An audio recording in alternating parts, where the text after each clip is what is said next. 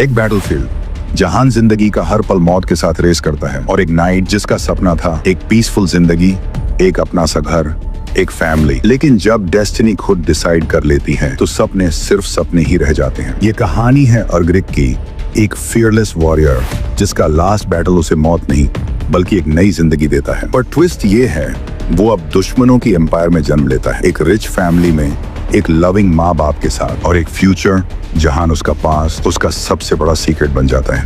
Welcome to the rebirth of a warrior.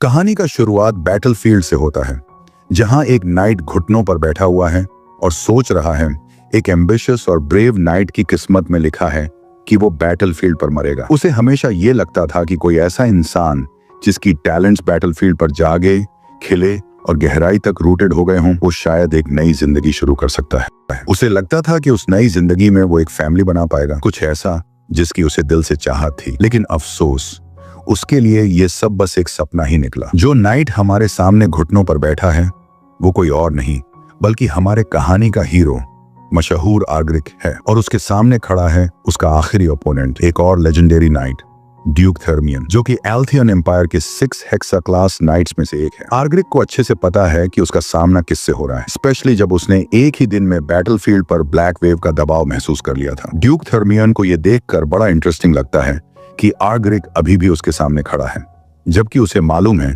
कि वो hexa class night से लड़ रहा है।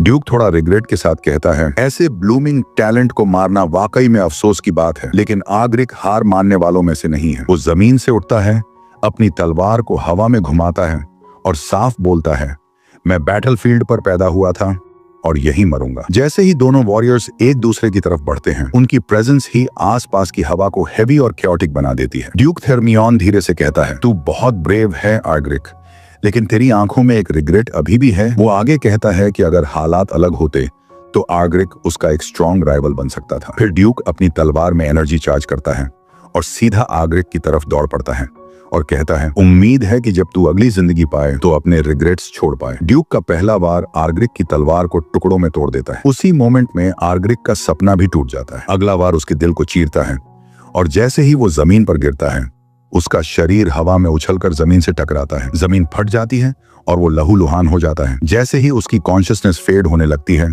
चारों तरफ अंधेरा छा जाता है। लेकिन अचानक ये अंधेरा हटता है और जब वो अपनी आंखें खोलता है तो उसके सामने एक हस्बैंड वाइफ है, जो शायद उससे नहीं बल्कि अपने बच्चे से खेल रहे हैं। और फिर अर्ग्रिक लिटरली लूज हिज माइंड जब वो सुनता है कि ये लोग उसे ही अपना बच्चा बुला रहे हैं। उसका पिता उसे गोद में उठा लेता है और हंसते हुए कहता है, डेन, तू एक शानदार स्पीयरमैन बनेगा अपने पिता की तरह। माँ लिली सॉग्रेस उसे झपट कर अपने पति की बाहों से छीन लेती है। नहीं, मेरा बेटा तो एक कमाल का असैसिन बनेगा। अर्कैन, सोग्रिस और लिली आपस में बहस करने लगते हैं कि उनका बेटा क्या बनेगा, और बेचारा अर्ग्रिक, अब डेन कंफ्यूजन और ऑकवर्डनेस में फंसा रहता है। वो एक कैरेज में हैं, अपने घर की तरफ जा रहे हैं और पूरे रास्ते वो दोनों इसी बात पर लड़ते रहते हैं। लिली को लगता है कि अंधेरे में छुपकर असैसिनेशन करना ज्यादा कूल है, और आर्कन इंसिस्ट करता है कि स्पीयर मार्शल आर्ट्स सबसे कंप्लीट और ग्रेसफुल है। और ऐसे ही हमारा हीरो, जो बैटलफील्ड पर मर चुका था, एक ट्विस्ट के साथ रीइंकार्नेट हो जाता है। इस बार एल्थियन एम्पायर में, जो उसकी दुश्मन थी, एक काउंट के घर का सबसे छोटा बेटा बनकर। जब कैरेज आखिर मैंशन के गेट पर रुकती है, दोनों पेरेंट्स फाइनली डिसाइड करते हैं कि वो अपने बेटे को दोनों स्किल्स सिखाएंगे। लिली फिर भी नहीं मानती और हंसते हुए कहती है, मेरे बेटे को असैसिन ही बनना है। अर्कन बस मुस्कुरा देता है, नहीं, डेन एक स्पेयरमैन बनेगा। कैरेज ड्राइवर सिर हिलाता है जैसे कह रहा हूँ, आ गए हैं साहब। दोनों पेरेंट्स थोड़ा सरप्राइज होते हैं कि इतने में घर भी आ गया। अर्कन जल्दी से कैरेज से उतरता है और अपनी बीवी को भी उतारने में हेल्प करता है। हाथ आगे बढ़ाता है। लिली थोड़ा ब्लश करती है और कहती है, क्या कर रहे हो, कोई देख लेगा तो? वो हंसकर जवाब देता है, अरे मैं बस अपनी बीवी का हाथ पकड़ रहा हूँ, इसमें शर्म कैसी? अर्ग्रिक, या आप कहें डेन, ऑकवर्ड हो जाता है अपने सिम टाइप डैड को देखकर। लेकिन फिर जैसे ही वो मैंशन देखता है, उसकी आंखें खुली की खुली रह जाती हैं। अंदर आते ही लिली देखती है कि डेन कितना खुश लग रहा है। क्यों ना हो, इतना बड़ा घर, इतने अमीर माँ बाप, शायद अब उसकी एबिलिटीज को ग्रो करने का सही मौका मिले। 2 महीने बीत जाते हैं। अब लिली अपने बेटे से बात कर रही है, जो अब थोड़ा बहुत बैबल करना सीख गया है। वो एक्साइटेड है कि उसका बच्चा अब आवाजें निकाल रहा है, और अर्ग्रिक खुद भी अमेज्ड है कि ये एक्सपीरियंस भी कभी मिलेगा। वो आवाजें जो उसने बैटलफील्ड पर कभी नहीं सुनी थी। वो याद करता है कि उस टाइम छोटे बच्चे रेयरली मिलते थे और जो भी मिलते थे वो बैंडेजेस में लिपटे होते थे या फिर किसी को खोकर रो रहे होते थे। तो आज की जिंदगी, ये घर सच में एक ब्लेसिंग है। अचानक आर्कन कमरे में एंटर करता है, हाथ में एक स्पीयर लेकर। वो प्राउडली कहता है, बेटा ये है स्पीयर। आग्रिक थोड़ा शॉक्ड और अनॉयड होता है। ये बंदा है मेरा बाप जो एम्पायर का strongest hexa class spearman blue whirlwind कहलाता है। लिली गुस्से में आ जाती है। बच्चे के रूम में इतनी शार्प चीज लेकर आ गए, सीरियसली? आर्कन डर के मारे बोलता है। बस दिखाना चाहता था उसे।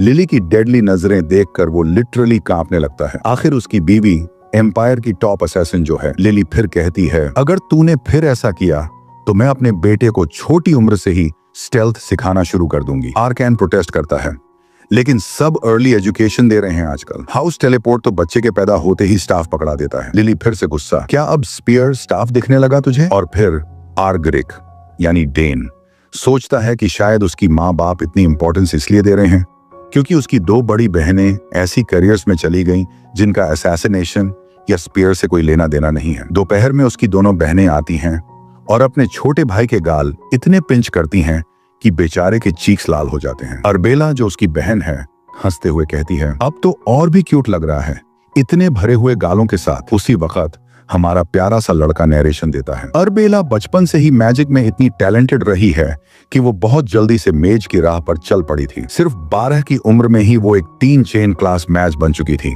और जब 9 चेन्स मैग का हाईएस्ट लेवल होता है तो सोचो, उसने तो शुरुआत में ही एंट्री लेवल को पार कर लिया था। Total genius. अरबेला फिर प्यार से पूछती है, भाई तू मेरे साथ मैजिक सीखना चाहेगा क्या? अकेले बैठे बैठे बोर हो जाती हूँ यार, तुझे सिखा के मजा आएगा। जहाँ अरबेला इतनी एनर्जेटिक है वहीं उसकी दूसरी बहन क्लेयर पूरी तरह से अलग है। नर्वस, थोड़ी सी शांत और धीरे से बोलती है, मैं तुझे समनिंग सिखा सकती हूँ, काम आती है ये ट्रिक, हैंडी रहती है। क्लेयर भी काफी टैलेंटेड है।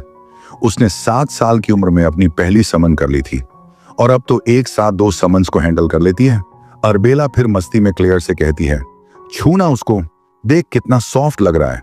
पर क्लेयर थोड़ी हिचकिचाती है, अनश्योर कि टच करना चाहिए या नहीं। डेन हमारा लड़का खुद भी बड़ा प्यारा बन के बिहेव कर रहा है और सोच रहा है, पहले तो लगा था क्लेयर को मुझसे कुछ प्रॉब्लम है, अब समझ में आता है कि शायद वो जेलस फील कर रही है क्योंकि अब मैं घर का सबसे छोटा हूँ और सारी अटेंशन मेरी तरफ जा रही है। आखिरकार क्लेयर धीरे से हाथ बढ़ाती है और सॉफ्टली उसकी नाक को छूती है। फिर अचानक एक्साइटेड होके बोलती है, OMG कितना सॉफ्ट है। फिर से छूती है और वादा करती है, जब तू बड़ा होगा सब कुछ सिखा दूंगी। डेन थोड़ा ओवरवेल्म्ड फील करता है। सब मुझे अपनी अपनी चीजें सिखाना चाहते हैं। पापा एक हेक्सा क्लास स्पीयरमैन, मम्मी एक रिटायर्ड बट डेडली असैसिन और सबसे बड़ी बहन एक जीनियस मेज, फिर क्लेयर एक बॉर्न समनर। काउंट सोग्रिस का ये नोबल घराना बिल्कुल वैसा ही परफेक्ट फैमिली है जैसा उसने हमेशा इमेजिन किया था। अब वो सोचता है, रिवेंज लेने का कोई फायदा भी है क्या? मेरी मौत तो एक बैटलफील्ड में हुई थी और ऑनेस्टली जिसने मुझे हराया उसने कुछ गलत नहीं किया था। फिर पूरी फैमिली हॉल में इकट्ठा होती है। हर कोई आर्ग्यू कर रहा है कि डेन को क्या सीखना चाहिए। ये फैमिली का मजेदार और प्यार भरा झगड़ा देखकर डेन के चेहरे पर एक प्यारी सी मुस्कान आ जाती है। ये वो फैमिली है जिसका मैंने हमेशा सपना देखा था। आई एम रियली हैप्पी मैं यहाँ पैदा हुआ। लेकिन जैसे ही सबकी बहस ज्यादा बढ़ने लगती है वो सोचने लगता है, क्या हर हार्मोनियस फैमिली ऐसी ही होती है? अब रिवील होता है, सोग्रेस फैमिली में एक खास सेरेमनी होती है, द चूजिंग सेरेमनी। जब भी किसी बच्चे का पहला बर्थडे आता है तो उसके सामने कुछ चीजें रखी जाती हैं और वो जिस चीज को उठाता है उससे अंदाजा लगाया जाता है कि वो फ्यूचर में क्या बनेगा। अब 1 साल बीत चुका है और आज यंग मास्टर डेन की बारी है। वो अब 1 साल का हो चुका है और अपनी क्लास चुनेगा। गेस्ट्स आपस में बातें कर रहे हैं। एक लड़की बनी मेज, दूसरी समनर। अब डेन क्या चुनेगा? सब लोग हॉल में सेरेमनी देखने पहुंचते हैं।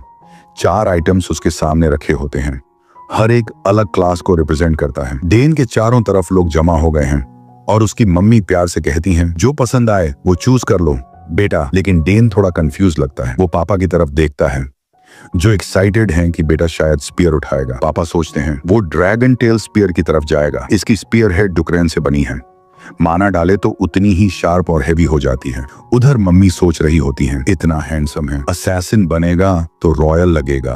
वो सोचती हैं, ये नाइट हॉर्न डैगर परफेक्ट है, एथेरल वॉर्ड से बना, सभी एलिमेंट्स होल्ड कर सकता है और कई जहरीली चीजें स्टोर कर सकता है। अरबेला कॉन्फिडेंटली सोचती है, ये पाउच तो जरूर उठाएगा, यही तो मैजिकल लेगेसी है। वो एक सब स्पेस पाउच है, सिर्फ मेजेस यूज कर सकते हैं। क्लेयर हमेशा की तरह थोड़ा अनश्योर होती है, क्या वो समन कर पाएगा? उसके सामने जो आइटम रखा है वो एक समनिंग साइन है, पर डेन कंफ्यूजन में है क्योंकि वो लिटरली अपनी फैमिली की थॉट्स सुन सकता है। वो एक लंबी सांस लेता है और डिसीजन लेता है। धीरे धीरे रेंगते हुए चारों आइटम्स की तरफ जाता है। एक्साइटमेंट पूरे हॉल में भर जाती है। हर कोई अपनी तरफ से चीयर कर रहा है। पापा कुछ स्टर्डी चूज करना, मम्मी कुछ शॉर्ट एंड शार्प उठाना बेटा। जैसे ही वो आइटम्स के पास पहुंचता है, चारों आइटम्स से एक येलो लाइट निकलने लगती है। सब चौंक जाते हैं। सभी आइटम्स एक साथ रिएक्ट कर रहे हैं। ऑडियंस शॉक्ड भी है और अमेज्ड भी। यंग मास्टर तो असली जीनियस है। डेन भी पूरे सिचुएशन से हैरान है। वो सोचता है, पहले बैटलफील्ड में स्किल्ड सोल्जर था, पर अब शायद ये लेवल ही कुछ और है। अरबेला क्यूरियोसिटी से पापा से पूछती है, अब क्या करें? पर पापा मम्मी दोनों ही क्लूलेस हैं। शायद अब हमें उसे चारों चीजें सिखानी पड़ेंगी। बाकी बहनें भी शॉक्ड हैं और डेन वो तो बस मुस्कुरा देता है दिल से। समय बीतता है और हम ट्रेनिंग हॉल में हैं, जहां हथियारों की आवाजें गूंज रही हैं। अब हमारे सामने है डेन और उसके पापा की स्पारिंग। अब लगता है डेन बड़ा हो गया है। कुछ सेकंड्स पहले तक जो छोटा सा बच्चा था, अब एक यंग वॉरियर लगता है। ऑर्किन उसके पापा प्राउड होकर मुस्कुराते हैं। ग्रेट जॉब बेटा, तूने मेरी सिखाई हुई टेक्निक परफेक्टली पॉलिश कर ली। डेन भी थैंक यू कहता है और रिवील होता है अब वो 7 साल का हो चुका है। इसी बीच एक आदमी आता है, हाथ में एक स्पीयर लेकर। डेन क्यूरियस होकर देखता है और आर्किन तुरंत वो स्पीयर पकड़कर अपने बेटे को देता है। ये तेरा बर्थडे गिफ्ट है, असल में बैंक्वेट में देना था, पर सोचा तेरी मम्मी से पहले ही दे दूं। वो बताता है कि इस स्पीयर को 2 साल पहले कैपिटल के फेमस क्राफ्ट्समैन से बनवाया गया था। Happy year birthday champ. Den excitement में अपना पुराना लकड़ी का डंडा गिरा देता है और नया स्पीयर पकड़कर बोलता है, वाओ पापा ये तो सुपर कूल है।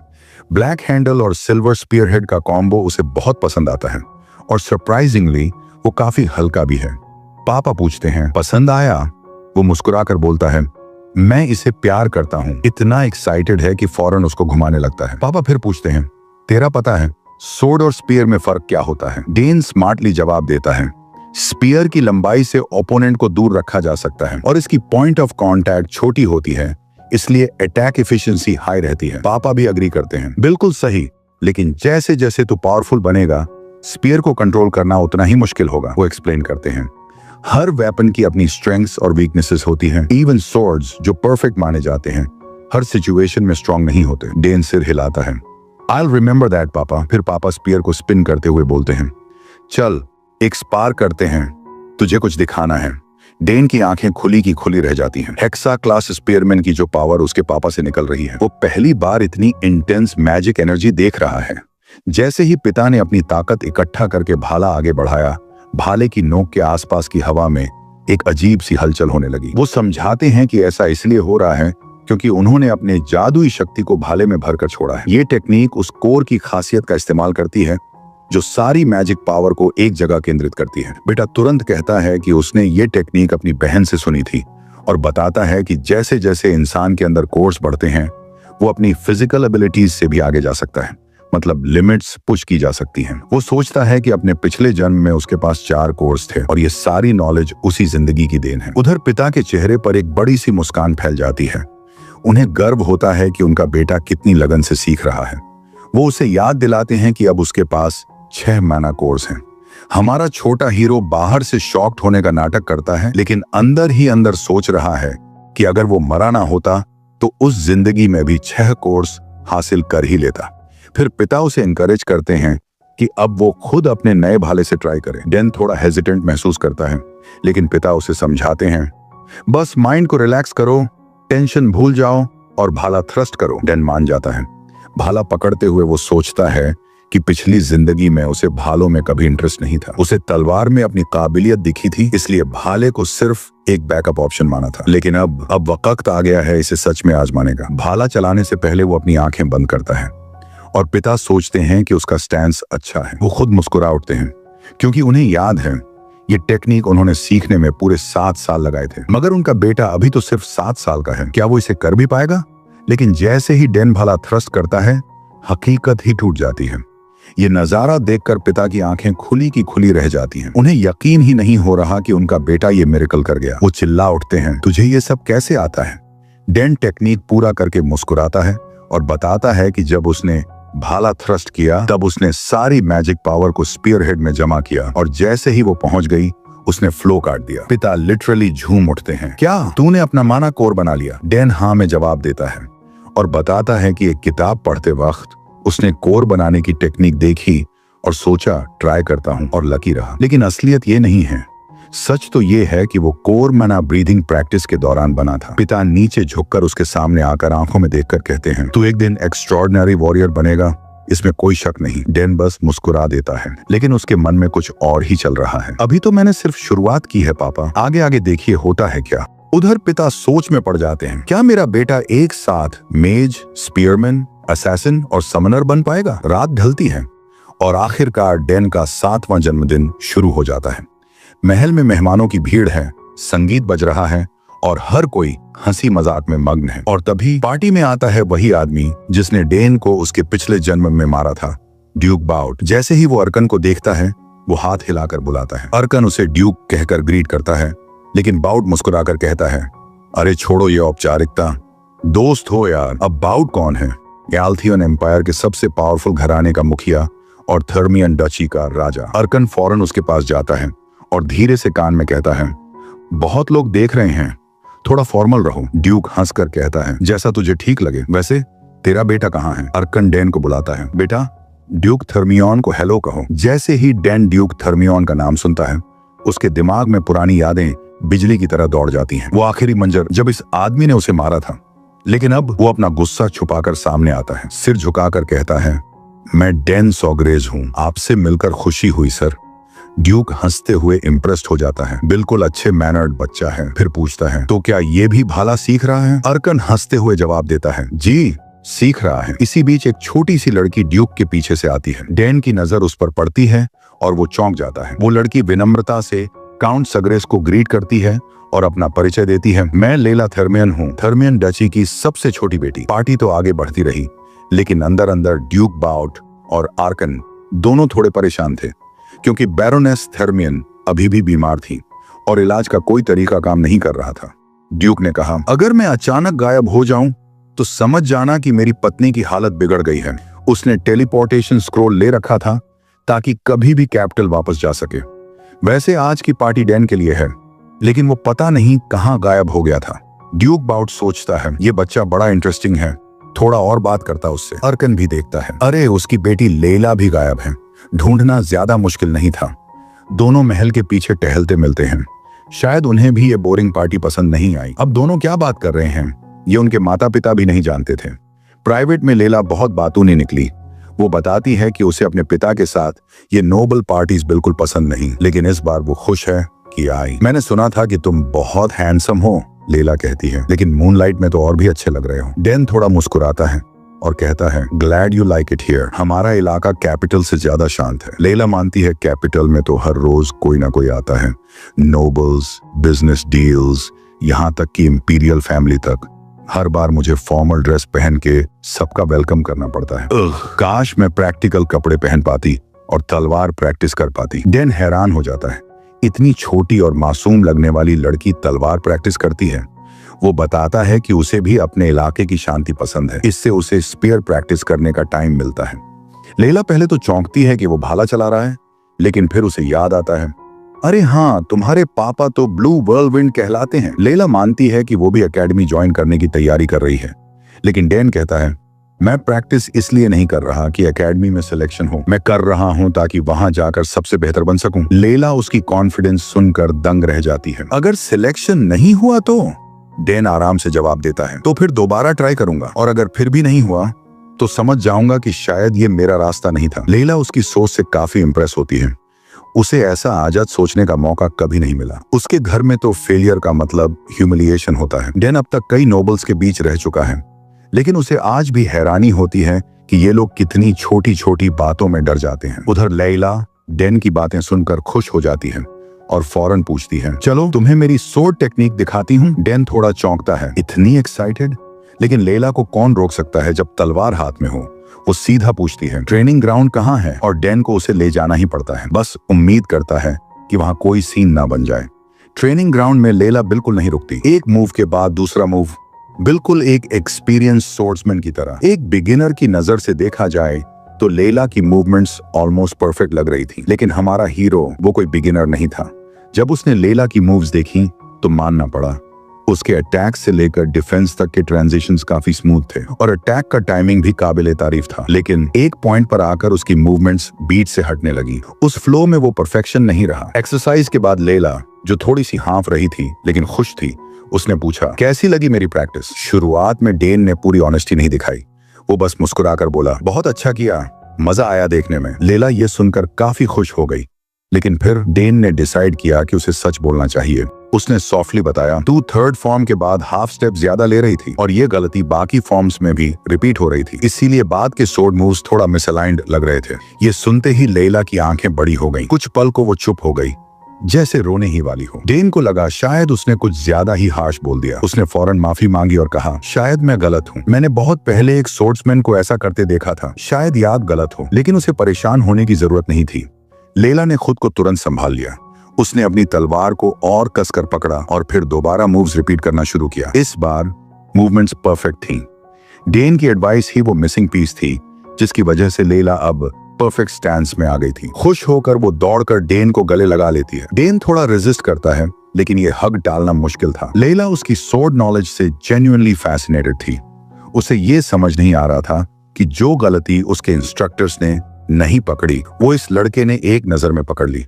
वो कहती है मैं ये एडवाइस कभी नहीं भूलूंगी। आखिर में जब वो उसे छोड़ती है, तब तक वो उसे ऑलमोस्ट सफोकेट कर चुकी होती है और जैसे ही छोड़ती है, तलवार घुमाते घुमाते उसे काट ही देती। डेन सोचता है इस लड़की को थोड़ी नीटनेस सिखाने की जरूरत है। वो तो बिल्कुल ऑफ गार्ड हो गया था इस सडन हग से, लेकिन ये नहीं कहा जा सकता कि उसे बुरा लगा। इस क्यूट मोमेंट को ज्यादा देर प्राइवेसी नहीं मिली। सर्वेंट्स की आवाजें आने लगी, वो दोनों को ढूंढ रहे थे। अब दोनों समझ गए कि बैंक्वेट से काफी दूर निकल आए हैं, तो वो जल्दी जल्दी वापस चले गए, इससे पहले कि कोई उन्हें ट्रेनिंग ग्राउंड पर देख ले। जब वो लौटे तो सारा ध्यान सिर्फ डैन पर था। उसके माँ बाप ने उसे ऑफिशियली बधाई दी, उसके पहले माना कोर के लिए और उसके जन्मदिन के लिए। और फिर आया गिफ्ट का वक्त। उसे एक खास ब्रूच दिया गया, सग्रिस फैमिली का क्रेस्ट वाला, बिल्कुल वैसा ही जैसा उसकी बड़ी बहनों के पास है। माँ ने कहा इस गिफ्ट को संभाल कर रखना, ये अब तेरी पहचान और सम्मान का प्रतीक है। उसके बाद सारे मेहमानों ने उसे बधाइयां दी। अब ऑफिशियली और दिल से डेन को सग्रेस नाम दिया गया और वहां मौजूद कोई भी इस बात में डाउट नहीं कर सकता था कि वो एक दिन अपने पिता की तरह महान बनेगा। डेन के माँ बाप बेहद खुश थे और खुद छोटा डेन भी, क्योंकि ये उसकी 2 जिंदगियों में पहली बार था जब इतने सारे लोगों ने उसे इतने प्यार से बधाई दी थी। और तभी पूरे हॉल की जमीन हिलने लगी, मेहमान चिल्लाने लगे, डर गए। किसी को लगा भूकंप है, किसी को इन्वेजन का डर। डेन भी घबरा गया, बट उसके पापा ने उसे फौरन शांत किया। अर्खन सग्रेस को पता था ये क्या है, लेकिन उन्होंने उम्मीद की थी कि आज का दिन शांत गुजरेगा, पर लगता है उनकी बेटी ने बात नहीं मानी। तभी हॉल की छत के पास बिजली चमकने लगी और एक पोर्टल खुला। सब लोग हैरान रह गए जब उस पोर्टल से एक छोटी सी फिगर बाहर निकली, जैसे ग्रेविटी उसके लिए कोई चीज ही ना हो। वो आराम से जमीन पर उतरी और मुस्कुराकर बोली मैं देर नहीं हूँ। वो थी डेन की बड़ी बहन एराबेला। सबकी जबड़े खुले के खुले रह गए। इतनी छोटी लड़की और टेलीपोर्टेशन मैजिक। इस एज में तो सिर्फ वही लोग गेट खोल सकते हैं जिन्होंने कम से कम 5 चेन्स हासिल किए हों। डेन इम्प्रेस नहीं हुआ, उसे तो सिर्फ ये सब ज्यादा लाउड और ड्रामेटिक लगा। और फिर आसमान में एक भयानक मॉन्स्टर प्रकट होता है, एक बड़ा सा वाइवर जिसकी पीठ पर सवार थी लेडी क्लेयर। उसका मूड भी खास अच्छा नहीं था, क्योंकि वो बस एक पल से पीछे रह गई थी एराबेला से। वो हॉल में उतरती है और लोग विस्पर करने लगते हैं, heard she is a brilliant summoner but a wyvern at 16। आखिरकार दोनों बहनें घर आ चुकी थी। अब तीनों सिबलिंग्स एराबेला, क्लेयर और छोटा भाई डेन अपने पेरेंट्स के सामने खड़े थे, अपने प्यारे छोटे भाई को जन्मदिन की बधाई देने। दोनों बहनों ने जल्दी से अपने गिफ्ट्स उसे थमा दिए। Happy birthday Dane. डेन ने दोनों को थैंक यू कहा। इतनी बिजी स्केड्यूल से टाइम निकाल कर घर आए, उसके लिए भी थैंक्स। एराबेला एक्साइटेड थी। चलो जल्दी खोलो गिफ्ट। ड्यूक आर्खन ऑलमोस्ट इमोशनल हो गए। इन लड़कियों ने तो मुझे बर्थडे पर बस एक लेटर भेजा था। डेन ने एराबेला का दिया बॉक्स खोला। उसमें एक रिंग थी, जो असल में एक डिमेंशनल पाउच थी। एराबेला ने खुद उस आर्टिफैक्ट को डिजाइन किया था। सब स्पेस मैजिक का ऐसा इस्तेमाल हाईएस्ट चेन के मैजिशियंस ही कर पाते हैं। उसके प्रोफेसर ने उसमें स्पेल डाला था और इस रिंग को स्पेशली डेन के लिए तैयार किया गया था। उसके डीएनए को कोड किया गया था ताकि कोई और इसका इस्तेमाल ना कर सके। मॉमी लिली ने रिंग को देखते ही पहचान लिया। वाओ, इसमें तो हाई ग्रेड मैजिक स्टोन्स लगे हैं। एराबेला ने समझाया, बस थोड़ी सी माना डालो और ये सब स्पेस खुल जाएगा, नॉर्मल पाउच से बहुत बेहतर। डेन ने जैसे ही माना डाला, सबके सामने एक हरा पोर्टल खुल गया। सारे लोग दंग। ड्यूक आर्कन स्टन्ड थे इतनी आसानी से। क्लेयर, ड्यूक बाउट और लेला सब शॉक थे। डेन ने तो एराबेला से भी तेज सबस्पेस खोल दिया था। वो सच में एक जीनियस था। अगर उसने एक साथ मैना कोर और मेज सर्कल डेवलप कर लिए तो ये इतिहास बन जाएगा। डिस्प्ले के बाद क्लेयर आई और बोली, अब मेरी बारी है लिटिल ब्रो। उसने अपना गिफ्ट दिया। डेन ने धीरे धीरे बॉक्स खोला। उसमें एक अजीब सा एग था, सॉफ्ट क्लॉथ पर रखा हुआ। वो थोड़ा कंफ्यूज्ड हो गया। ये क्या है? क्लेयर पैनिक कर गई। सावधान, ये कोई ऑर्डिनरी एग नहीं है। फैमिली भी क्यूरियस हो गई। क्लेयर ने सबको नहीं बताया, बट उसने धीरे से डेन को विस्पर करके बताया, ये एक फेमिलियर है। मैं डेकरन समन कर रही थी और गलती से ये मिल गया। मुझे भी नहीं पता इसमें से क्या निकलेगा, बट बिलीव मी, ये रेयर है। डेन सोचने लगा, फेमिलियर समन से अलग होते हैं, ये परमानेंटली रियल वर्ल्ड में रहते हैं। क्लेयर ने उसे कहा, इस एग को सीक्रेट रखना जब तक हैच ना हो। डेन ने वादा किया, लेकिन ये सीक्रेट खेल एराबेला को बिल्कुल पसंद नहीं आया।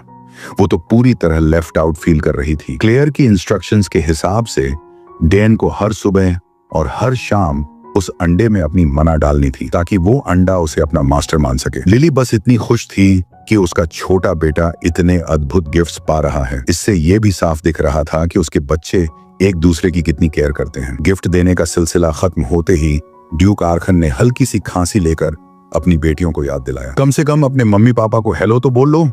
जब तुमने कहा था कि शायद पार्टी में आ नहीं पाओगी और अब अचानक आ धमकी हो, तब जाकर लड़कियों को एहसास हुआ कि वो तो अभी तक अपने पेरेंट्स से एक शब्द भी नहीं बोली। थोड़ी ऑकवर्ड फीलिंग के साथ उन्होंने अपने पापा को ग्रीट किया। ड्यूक आर्कन तो अपने बच्चों के मामले में वैसे भी बहुत सॉफ्ट हैं। उन्हें बुरा नहीं लगा। वो बस इतना खुश थे कि उनकी बेटियां फिर से उनके सामने थीं। प्रोफेशन परस्यू करने के बाद से वो घर कम ही आती थीं, तो उन्हें सही सलामत और हेल्थी देखकर आर्कन का दिल भर आया। दूर कोने में खड़ी लेला सॉग्रे फैमिली को इतने प्यार से हंसते बोलते और एक दूसरे से घुलते मिलते देख रही थी। उसके दिल में एक हल्की सी कसक उठी। वो अपनी फैमिली से अपनी तुलना करने लगी। डेन ने देखा कि लैला की नजरें लगातार उनकी तरफ थीं, और फिर जैसे ही वो चुपचाप मुड़कर जाने लगी, उसने उसकी उदासी को महसूस किया। डेन सोच में पड़ गया, इतनी बड़ी रॉयल भीड़ के बीच वो इतनी अकेली और उदास क्यों लग रही थी। बैंक्वेट खत्म हुआ और अगला दिन शुरू हुआ। ड्यूक थर्मियन उस रात वहीं रुके थे और अब सॉग्रे की टेरिटरी में टहलते हुए अपनी सोच में डूबे थे। उन्हें बस यही सोच कर हैरानी हो रही थी कि अरेबेला सॉग्रे कितनी टैलेंटेड है। एकेडमी की सबसे बेस्ट मेज, उसके मैजिकल आर्ट्स के टैलेंट की तो कोई बराबरी ही नहीं थी। वो लड़की ड्यूक थर्मियन के बेटे, जो एकेडमी का बेस्ट सोर्ड्समैन था, उसके लिए परफेक्ट मैच बन सकती थी। अगर हाउस सॉग्रे और थर्मियन आपस में मैरिज से जुड़ जाएं, तो एक ऐसा पावरफुल फैक्शन बन सकता है जो इंपीरियल फैमिली तक को टक्कर दे दे। अगर ऐसा हुआ तो कोई भी इन दोनों हाउसेस या उनके बच्चों से पंगा नहीं ले पाएगा। ड्यूक थर्मियन ने तय किया कि आज आर्कन से मिलने पर वो अपने बड़े बच्चों की एंगेजमेंट की बात छेड़ेंगे। आर्कन से मिलने के रास्ते में अचानक उनके कानों में तलवारों की टकराहट की आवाज आई। ट्रेनिंग ग्राउंड से आ रही थी। सुबह सुबह कोई प्रैक्टिस कर रहा था, और हाँ, वो डेन ही था जो अपनी स्पीयर स्किल्स को एक्सट्रीम फोकस के साथ पॉलिश कर रहा था। अब तक तो वो इस वेपन के साथ काफी खतरनाक हो चुका था। पापा के साथ सालों की ट्रेनिंग और खुद की मेहनत की इंटेंसिटी ने उसे पूरी तरह कम्बैट रेडी बना दिया था। डेन का फोकस बिल्कुल बेमिसाल था। वो बैटलफील्ड में ऐसे मूव कर रहा था जैसे कोई एक्सपीरियंस वॉरियर, फ्लूइड, शार्प और हर जगह मल्टीपल किलिंग ब्लोज डिलीवर करता हुआ। उसने अपनी स्पीड और बढ़ा दी, इंटेंसिटी को और हायर गियर में डाला, और फिर उसकी बाहें इतनी तेजी से चली कि वो सिर्फ ब्लर लगने लगी। Countless spear stabs in seconds. Duke Thermian की क्यूरियोसिटी बढ़ गई और वो चुपचाप दूर से उसकी ट्रेनिंग देखने लगे। उन्हें देखकर यकीन नहीं हो रहा था। हाउस सॉग्रे का ये छोटा बेटा ट्रेनिंग में लिटरली सिको मोड में जा चुका था। थर्मियन की ट्रेन्ड आईज पहचान सकती थी कि डेन की टेक्निक कितनी फाइनली पॉलिश थी। उसकी मूवमेंट्स और कंसंट्रेशन किसी 7 साल के बच्चे जैसी तो बिल्कुल नहीं लग रही थी। उसके सिंपल स्पीयर स्टैब्स तक इतने रिफाइंड थे कि सीजन्ड वॉरियर्स भी उससे कुछ सीख सकते थे। आखिर में जब डैन ने अपना फाइनल सीक्वेंस पूरा किया तो वो जोर जोर से सांसें ले रहा था। ड्यूक थर्मियन उसकी पूरी प्रैक्टिस देखकर जेन्युइनली इम्प्रेस थे। जो उन्होंने देखा वो ऑलमोस्ट अनबिलीवेबल था। उन्हें पहले भी यंग सोग्रेस के टैलेंट की रूमर्स सुनने को मिली थी जब वो बस एक बेबी था, पर तब उन्हें लगा था कि सब एग्जैजरेटेड बातें होंगी। लेकिन अब वो जानते थे ये सब सच था। थोड़ा ब्रेक लेने के बाद डैन ने फिर से प्रैक्टिस शुरू की, इस बार अपने मूवमेंट्स और फुटवर्क पर ध्यान देते हुए। ड्यूक थर्मियन, जो देश के स्ट्रॉन्गेस्ट सोर्ड्समैन में से एक माने जाते थे, तुरंत पहचान गए कि बच्चे का स्टांस और फुटवर्क किसी सोर्ड मास्टर जैसा लग रहा था। वो सोच में पड़ गए, क्या ये बच्चा इतनी छोटी उम्र में सोर्ड्समैनशिप भी उस लेवल तक सीख चुका है?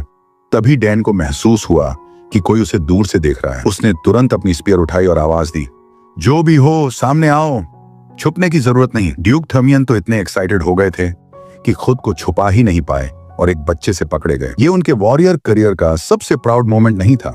जैसे जैसे उन्होंने डैन के मूवमेंट्स के बारे में सोचना शुरू किया, उन्हें कुछ फेमिलियर सा लगने लगा, जैसे उन्होंने ये फुटवर्क पहले भी कहीं देखा हो। आखिरकार ड्यूक को सामने आकर माफी मांगनी पड़ी कि उन्होंने डैन की प्राइवेट ट्रेनिंग सेशन में ताक झांक की। उन्होंने जोर देकर कहा, डोंट वरी, मैं कुछ शेडी नहीं कर रहा था। जब डैन को पता चला कि वो ड्यूक थर्मियन हैं, तो उसे खुद पर थोड़ा शर्म आया कि उसने इतनी कड़ाई से जवाब दे दिया। हालांकि वो इस शरीर में अब 7 साल से रह रहा था, लेकिन यही इंसान था जिसने पिछले जन्म में उसे हराया और मारा था।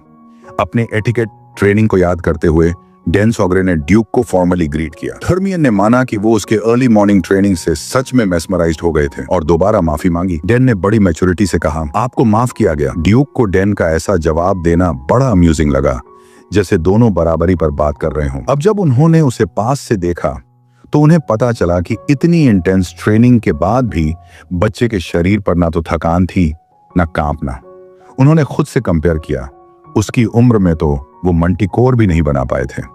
उन्होंने डैन के स्टैबिंग अटैक की तारीफ की और ये भी ऑब्जर्व किया कि वो अपने पापा आर्खन की स्पीयर स्किल्स क्लियरली इनहेरिट कर चुका है और वो स्पीयर भी बहुत फाइनली क्राफ्टेड था। डैन ने ड्यूक का धन्यवाद किया और थर्मियन हल्के से मुस्कुराए। ये बच्चा न सिर्फ एक लीथल सोल्जर है, बल्कि ये भी जानता है कि कब क्या बोलना है।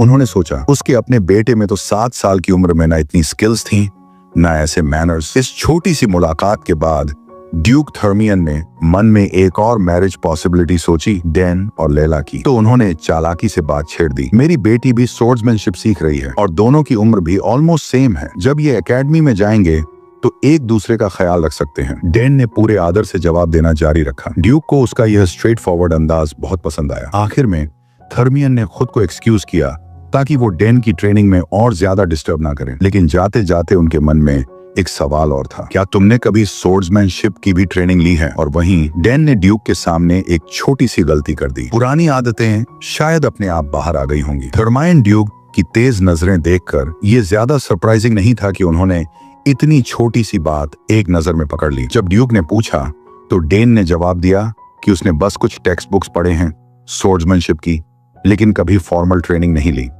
फिर भी ड्यूक को यह अजीब लगा कि इस बच्चे में कहीं ना कहीं बैटलफील्ड जैसा रॉ इंस्टिंक्ट महसूस हो रहा था। लेकिन कॉमन सेंस यही कहता है कि एक इनएक्सपीरियंस बच्चा ऐसा किलर इंस्टिंक्ट नहीं रख सकता। आखिरकार ड्यूक ने उसे छोड़ा और गुड बाय कहा और डैन ने उन्हें रिस्पेक्ट के साथ विदा किया। जाते जाते थर्मियन ड्यूक ने उसे फ्यूचर में कैपिटल आने पर मिलने का न्योता भी दिया। लगता था कि उन्हें डैन की टैलेंट में पर्सनल इंटरेस्ट हो गया है। डैन सोच में पड़ गया, क्या वो आदमी उसे अब भी पहचानता है? पिछली जिंदगी में जिसने उसकी जान ली थी, अगर उसे इस जन्म में हरा पाया तो सोचकर ही उसका खून खौलने लगा। अगर वो सही बेस बना ले और स्टडी ट्रेनिंग करे तो एक दिन जरूर उस ड्यूक को हरा देगा। ये उसका एक बड़ा गोल था, थर्माइन जैसे वॉरियर को हराना। ट्रेनिंग में लगे हुए कब समय बीत गया उसे पता ही नहीं चला। तब हेरनान, उसका अटेंडेंट, उसे बुलाने आया। हेरनान हमेशा छाया की तरह उसकी देखभाल करता था, जैसे किसी ट्रेंड असैसिन की तरह, हमेशा तैयार, हमेशा शांत। आज सब लोग बिजी थे। सेकंड बैंक्वेट की तैयारी चल रही थी।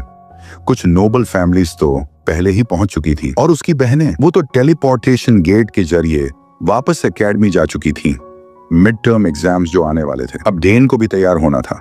उसने माइंड में नोट किया कि बहनों ने उसे जो गिफ्ट्स दिए थे उन्हें वो बाद में प्रॉपर्ली देखेगा। एक इंटेंस ट्रेनिंग सेशन के बाद उसे रेडी किया गया, अच्छे कपड़े पहनाए गए और फिर वो अपने मॉम डैड के साथ फैमिली हॉल पहुंचा। बैंक्वेट में हाई सोसाइटी के बीच उसे अपना एटिकेट पूरी तरह दिखाना पड़ा। वो बर्थडे बॉय था और हर कोई उसी पर नजरें गड़ाए बैठा था। आखिरकार किसी तरह बैंक्वेट हॉल से बाहर निकला और चैन की सांस ली। नोबल लाइफ कितनी थकाऊ होती है ये आज और ज्यादा महसूस हुआ, लेकिन उसे सुकून मिलता था उनके खूबसूरत गार्डन में। मिस्टर गार्डनर ने इस जगह को एक मास्टरपीस बना दिया था, जहां फूलों की खुशबू, रंग और बटरफ्लाईज सब कुछ इतना पीसफुल था। वो फूलों की तरफ देखने लगा, हर फूल मानो मैजिक से भरा हो। उसे अपनी बड़ी बहन की बात याद आई। नेचर में सबसे ज्यादा माना फूलों में होता है। टाइम पास करने के लिए उसने सोचा क्यों ना थोड़ा सा माना एनालिसिस प्रैक्टिस कर लिया जाए। उसने आंखें बंद की और आसपास की नेचुरल मैजिक एनर्जी को महसूस करना शुरू किया।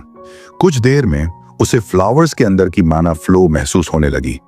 पहले वो सिर्फ फेंटली सेंस कर पाता था, लेकिन अब सब कुछ धीरे धीरे साफ दिखने लगा। मैजिक की इतनी गहरी अंडरस्टैंडिंग उसे पहली बार हो रही थी। ऐसा लग रहा था जैसे उसका शरीर खुद एक मैजिक सर्कल बन गया हो। उसका मैना अफिनिटी हमेशा से जबरदस्त था और आज तो बस एक गार्डन विजिट ने उसकी परसेप्शन को नेक्स्ट लेवल पर पहुंचा दिया। तभी अचानक कुछ टूटने की आवाज आई। उसी समय दो नोबल किड्स गार्डन में घूमते हुए वहां पहुंच गए। बैंक्वेट की बातों से बोर्ड हो चुके थे। उनमें से एक लाल बालों वाला लड़का शायद जेलस था, क्योंकि सब लोग सिर्फ डेन की ही बातें कर रहे थे। वो गुस्से में फूलों की क्यारी को पैरों से कुचलते हुए चला, बिल्कुल लाइक अ स्पॉइल्ड ब्रैट। उन्होंने जैसे ही डेन को देखा उसे एक सर्वेंट समझ लिया और चिल्लाने लगे, तू हमें बाहर ले चल। डेन को यह बर्दाश्त नहीं हुआ। उसने तुनक कर पूछा, गार्डन के रास्ते छोड़ के फूल क्यों कुचल रहे हो तुम लोग? रेड हेयर्ड ब्रैट को बुरा लग गया। उसने डेन की कॉलर पकड़ ली। पता चला कि वो काउंट टायरन के बेटे थे, वही टायरन जिसे डेन ने पिछली जिंदगी में बैटलफील्ड पर हराया था। लाइक फादर लाइक सन, डेन ने मन में सोचा। रेड ब्रैड अब भी फैमिली नेम फ्लॉन्ट कर रहा था। हम कैपिटल के सबसे फेमस नोबल्स में से हैं, एक इशारे में तुझे गायब करवा देंगे। डेन ने सोचा, कितने इडियोटिक लोग मिलते हैं जिंदगी में। रेड ब्रैड ने पंच मारने की कोशिश की, लेकिन डेन ने बिना टाइम वेस्ट किए अपना सिर उसके नाक पर दे मारा। बैम, एकदम क्रिटिकल हिट। लड़का वहीं जमीन पर गिर पड़ा। नोज से खून बहने लगा, जैसे पहली बार उसे खून दिखा हो। डेन ने काम होकर कहा, अगर धमकी दे रहे हो तो निभाओ भी। लिटिल ब्रदर कुछ समझदार था, रोकने की कोशिश कर रहा था, लेकिन रेड ब्रैड का एरोगेंस तो 7वें आसमान पर था। उसने फिर से पंच मारा, लेकिन डेन तो ट्रेन था, एकदम इजीली डॉज कर लिया। डेन उसकी स्लॉपी फुटवर्क ऑब्जर्व करने लगा और सोचा, ये शायद मेज होगा या समनर। लड़ाई के लिए तो बिल्कुल जीरो है। अब तक रेड ब्रैड पूरी तरह थक चुका था और तब डेन को एक आइडिया आया, क्यों ना उस फूलों वाली मैजिक एनर्जी को यूज करूं, अपने विल के साथ कंबाइन करके एक रियल पावर बना लूं। उसने दोनों पांव जमीन पर जमाए, आंखें बंद की, हाथ में रॉ माना कंसंट्रेट किया और इमेजिनेशन से ग्लोइंग एनर्जी बॉल बनाई और फेंक मारी सीधा उसके पेट में। उस चोट में इतनी ताकत थी कि रेड बास्टर्ड दर्द से चिल्लाता हुआ घास पर जा गिरा और गिरते गिरते कंक्रीट की भी हालत खराब कर दी। उसकी चीखें उसके ईगो और बॉडी दोनों के चोटिल होने का सबूत थी। लिल ब्रो दौड़कर अपने लूजर भाई को चेक करता है, जो फूलों की क्यारी में औंधा पड़ा हुआ है। डैन को उस बास्टर्ड की हालत से ज्यादा चिंता उस फ्लावर बेड की थी जो उसने अभी अभी रूइन कर दिया था। लेकिन रेड बास्टर्ड जल्दी हार मानने वालों में से नहीं था। उसके पास अभी भी इतनी ताकत बची थी कि वो फिर से खड़ा हो सके। डैन के पास मैजिक देखकर रेड बास्टर्ड ने झुंझलाहट में पूछा, तू है कौन? लिल ब्रो बार बार अपने भाई को रोकने की कोशिश करता है, लेकिन बेकार। उसका प्राइड इतना हर्ट था कि उसे किसी नतीजे की परवाह ही नहीं थी। रेड बास्टर्ड ने अपने अंदर की माना को बुलाया और एक डरावना सा पोर्टल खोलने लगा। डाइन ने वो मैजिक देखकर चौंक गया। ये समनर टाइप मैजिक था। धीरे धीरे वो माना एक ट्रांसलूसेंट भेड़िए में बदलने लगी, जो जमीन की तरफ उतर रहा था। भेड़िया खून का प्यासा लग रहा था, उसकी आंखें शिकार जैसी, दांत नुकीले और डरावने। रेड बास्टर्ड पागलों की तरह हंसता है, अपने समन गेनपू को बुला चुका था। अब उसने खुद को रिवील किया, मैं हूं डिग्रॉन टायरन, अब देख तू मेरी पावर से टकराने का अंजाम क्या होता है। उसने गेनपू को डैन पर हमला करने का हुक्म दिया, लेकिन डैन बिल्कुल शांत खड़ा रहा। उसे ये भेड़िया समन कुछ खास इंप्रेसिव नहीं लगा, शायद इसलिए कि वो अपनी बहन क्लेयर के भयानक वाइब्रेंट सुमामोन से पहले से परिचित था। गेनपू झपटा डैन की तरफ, लेकिन डैन की आंखों में देखते ही रुक गया, मानो उसे एहसास हो गया कि अगर उसने आगे कुछ किया तो उसका अंजाम बहुत बुरा होगा। गेनपू ने अपनी एग्रेशन पीछे छोड़ दी और उल्टा मुड़ गया। उसका ऑरा ही बदल गया था। अब वो डैन के लिए दोस्ताना वाइब्स दे रहा था। टायरन ब्रदर्स तो पूरी तरह शॉक में थे। डिग्रॉन का समन, उसका प्राइड, अब डाइन की तरह वैगिंग इट्स टेल कर रहा था। डिग्रॉन चिल्लाया, उसका गला फाड़ दे, लेकिन गेनपू ने उसकी बात अनसुनी कर दी। डैन ने उसे धीरे से सर पर हाथ फेरा। अब वो ऑफिशियली गुड बॉय बन चुका था। डैन खुद भी नहीं समझ पा रहा था कि ये सब कैसे हुआ, लेकिन जब सोचने लगा तो याद आया कि क्लेयर के समन्स भी उससे हमेशा अच्छे से पेश आते थे। शायद समन बीस्ट्स नेचुरली उससे जुड़ जाते हैं, या फिर शायद जेनपू का अपने असली मास्टर से अटैचमेंट बिल्कुल खत्म हो चुका था। डिग्रॉन के लिए ये ह्यूमिलिएशन और ज्यादा बढ़ गया। डैन उसे प्रोवोक करता रहा, और ट्राई कर ले। लिल ब्रो प्रैक्टिकली गिरगिरा रहा था, भाई बस कर और शर्मिंदा मत कर। लेकिन डिग्रॉन मानने वाला कहाँ था। फाइट जारी रखने पर अड्डा रहा। बेचारा छोटा भाई इतना डर गया था कि उसकी पैंट भी गीली हो गई। वो रोने लगा और डिग्रॉन उसे डांटने लगा, कहाँ से आया ये एम्बैरेसमेंट। देन ने भी एक और वार किया, बोला बेसमेंट में बाथ हाउस है, ले जा इसे साफ कर ले। डिग्रॉन गुस्से में भरा हुआ वहां से भाग गया, लेकिन जाते जाते डैन को गार्डन में रुकने का आदेश दे गया। डैन ने उसे घृणा से देखा, पैथेटिक लूजर। रेड बास्टर्ड अपना समन भी पीछे छोड़ गया। डैन ने सोचा क्यों ना इस चांस का फायदा उठाया जाए। उसने क्लेयर से सीखा, एक माना ट्रिक इस्तेमाल किया। जेनपू और डिग्रॉन के बीच बचा कुचा फेंट लिंक काटा और खुद से एक नया लिंक बना दिया। अब जेनपू ऑफिशियली डैन का समन बन चुका था। एक ऐसा बच्चा जिसने आज तक समन प्रॉपरली किया ही नहीं। उसने एक हाई लेवल टेक्निक कर ली सिर्फ अपनी नेचुरल कंपैटिबिलिटी की वजह से। तभी उसे कोई अनोइंगली फैमिलियर आवाज सुनाई दी।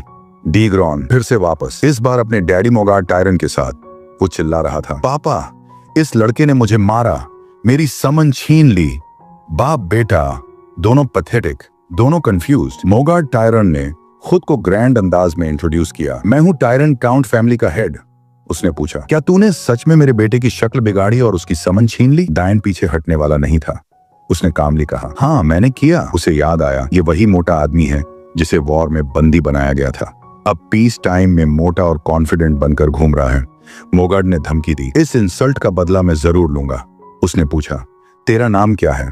दैन ने सर ऊंचा करके जवाब दिया, मैं हूं दैन सोग्रिस, अर्कन सोग्रिस का सबसे छोटा बेटा, साउथ का लॉर्ड। गेम ऑफ थ्रोन्स वाला एंट्रेंस। बाप बेटा दोनों के होश उड़ गए। बर्थडे बॉय को इंसल्ट कर दिया था, और वो भी हाउस ऑफ सोग्रिस का राइजिंग स्टार। मोगार्ड ने अब चालें चलनी शुरू कर दी। सोचा अब डैन के नाम पर पॉलिटिकल फायदा उठाएगा, माइनिंग राइट्स मांगेगा। उसने डैन से पूछा, अब तू मेरे बेटे का इंसल्ट कैसे रिपे करेगा। डैन ने कामली जवाब दिया, पहले तो तुम्हारा बेटा मुझसे माफी मांगे। अब तो बाप बेटा दोनों के दिमाग का दही हो गया। डैन ने साफ कहा, हाँ मैंने इसे मारा, लेकिन वो सेल्फ डिफेंस था और समन मैंने नहीं छीनी। गेनपू खुद मेरे पास आया। डिग्रॉन चिल्ला उठा, ये झूठ बोल रहा है। मोगार्ड को अब याद आया, सोग्रिस की बेटी एक जीनियस समनर है। शायद उसी ने डेन को सिखाया होगा ये ट्रिक। फैटी ने बहुत कोशिश की, लेकिन डेन बोर हो गया इस नॉन स्टॉप नॉनसेंस से। आखिर मोगार्ड थक कर बोला, ठीक है अब काउंट सोग्रिस ही फैसला करेगा। और जैसे ही उसने ये कहा, काउंट सोग्रिस आ भी गया। साथ में थे ड्यूक थर्मियन। अब तो दोनों टायरन शॉक में फ्रीज। काउंट सोग्रिस भी और साथ में ड्यूक। बहुत भारी सीन। नाइट के अंधेरे में रेड हेडेड बॉय अपने वर्जन सुनाता है, मैं बस गार्डन में खो गया था भाई के साथ, इसलिए डैन से हेल्प मांगी। वो लड़का अपनी कहानी बनाकर लगातार बकवास करता रहता है, जबकि डैन चुपचाप उसके पीछे खड़ा होता है, बिल्कुल बेपरवाह, सोचता हुआ कि उसके पापा कैसे इतने ध्यान से इस लड़के की बकवास सुन रहे हैं। लेकिन शायद डैन के लिए ये कोई बड़ी बात नहीं है, क्योंकि काउंट सोग्रिस को अपने परिवार और उसकी इज्जत की बहुत परवाह है। वो किसी एक साइड को फेवर करने वाले इंसान नहीं है, बाहर वालों के साथ झगड़े में भी नहीं। उन्हें सही और गलत की पहचान है। अपनी कहानी खत्म करते हुए वो लाल बालों वाला लड़का दावा करता है कि अचानक डेन ने उसे हेडबट कर दिया और एक अजीब सी टेक्निक यूज करके उसका मजाक उड़ाने लगा। उसका कहना है कि डैन को डराने के लिए उसने अपनी समन को बुलाया, लेकिन डैन ने वो समन उससे छीन ली और उस पर पलट कर वार करने की कोशिश की। जैसे ही डिग्रॉन अपनी बात खत्म करता है, मोगार्ड आगे आता है और काउंट से कहता है कि उसका इरादा तो सिर्फ डैन को वॉर्न करने का था, लेकिन किसी की समन चुराना गलत है और वो इस बात को इग्नोर नहीं कर सकता।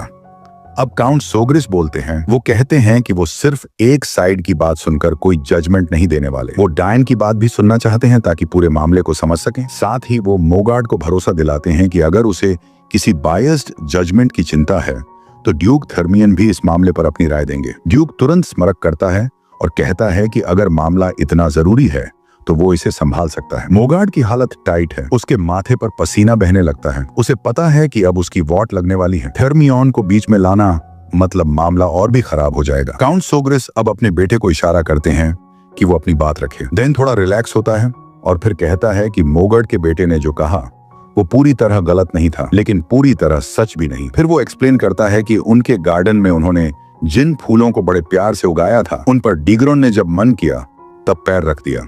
इसीलिए डायन ने उसे बस बाहर जाने के लिए कहा, जिससे वो गुस्सा हो गया और लड़ाई शुरू कर दी। फैटी और उसका बेटा ये सब सुनकर दंग रह जाते हैं। डिग्रॉन तो डायन को झूठा तक कह देता है, लेकिन काउंट उसे चुप कराते हैं और डायन को कंटिन्यू करने को कहते हैं। डैन आगे बताता है कि जब मोगर्ड के बेटे ने गेनपू को समन किया तो उसका पहला कमांड था उसे मार दो। डैन ये भी क्लियर करता है कि उसने समन नहीं चुराई थी। गेनपू खुद उसके पास आया, उसकी नीयत को समझा और उसके साथ जुड़ गया। ड्यूक हैरान रह जाता है, एक 7 साल का बच्चा इतनी फ्लुएंसी और मैच्योरिटी से बोल रहा है। काउंट भी सोच में पड़ जाते हैं। डैन फिर से दोहराता है कि उसने किसी की समन नहीं चुराई। मोगर्ड का पारा चढ़ जाता है।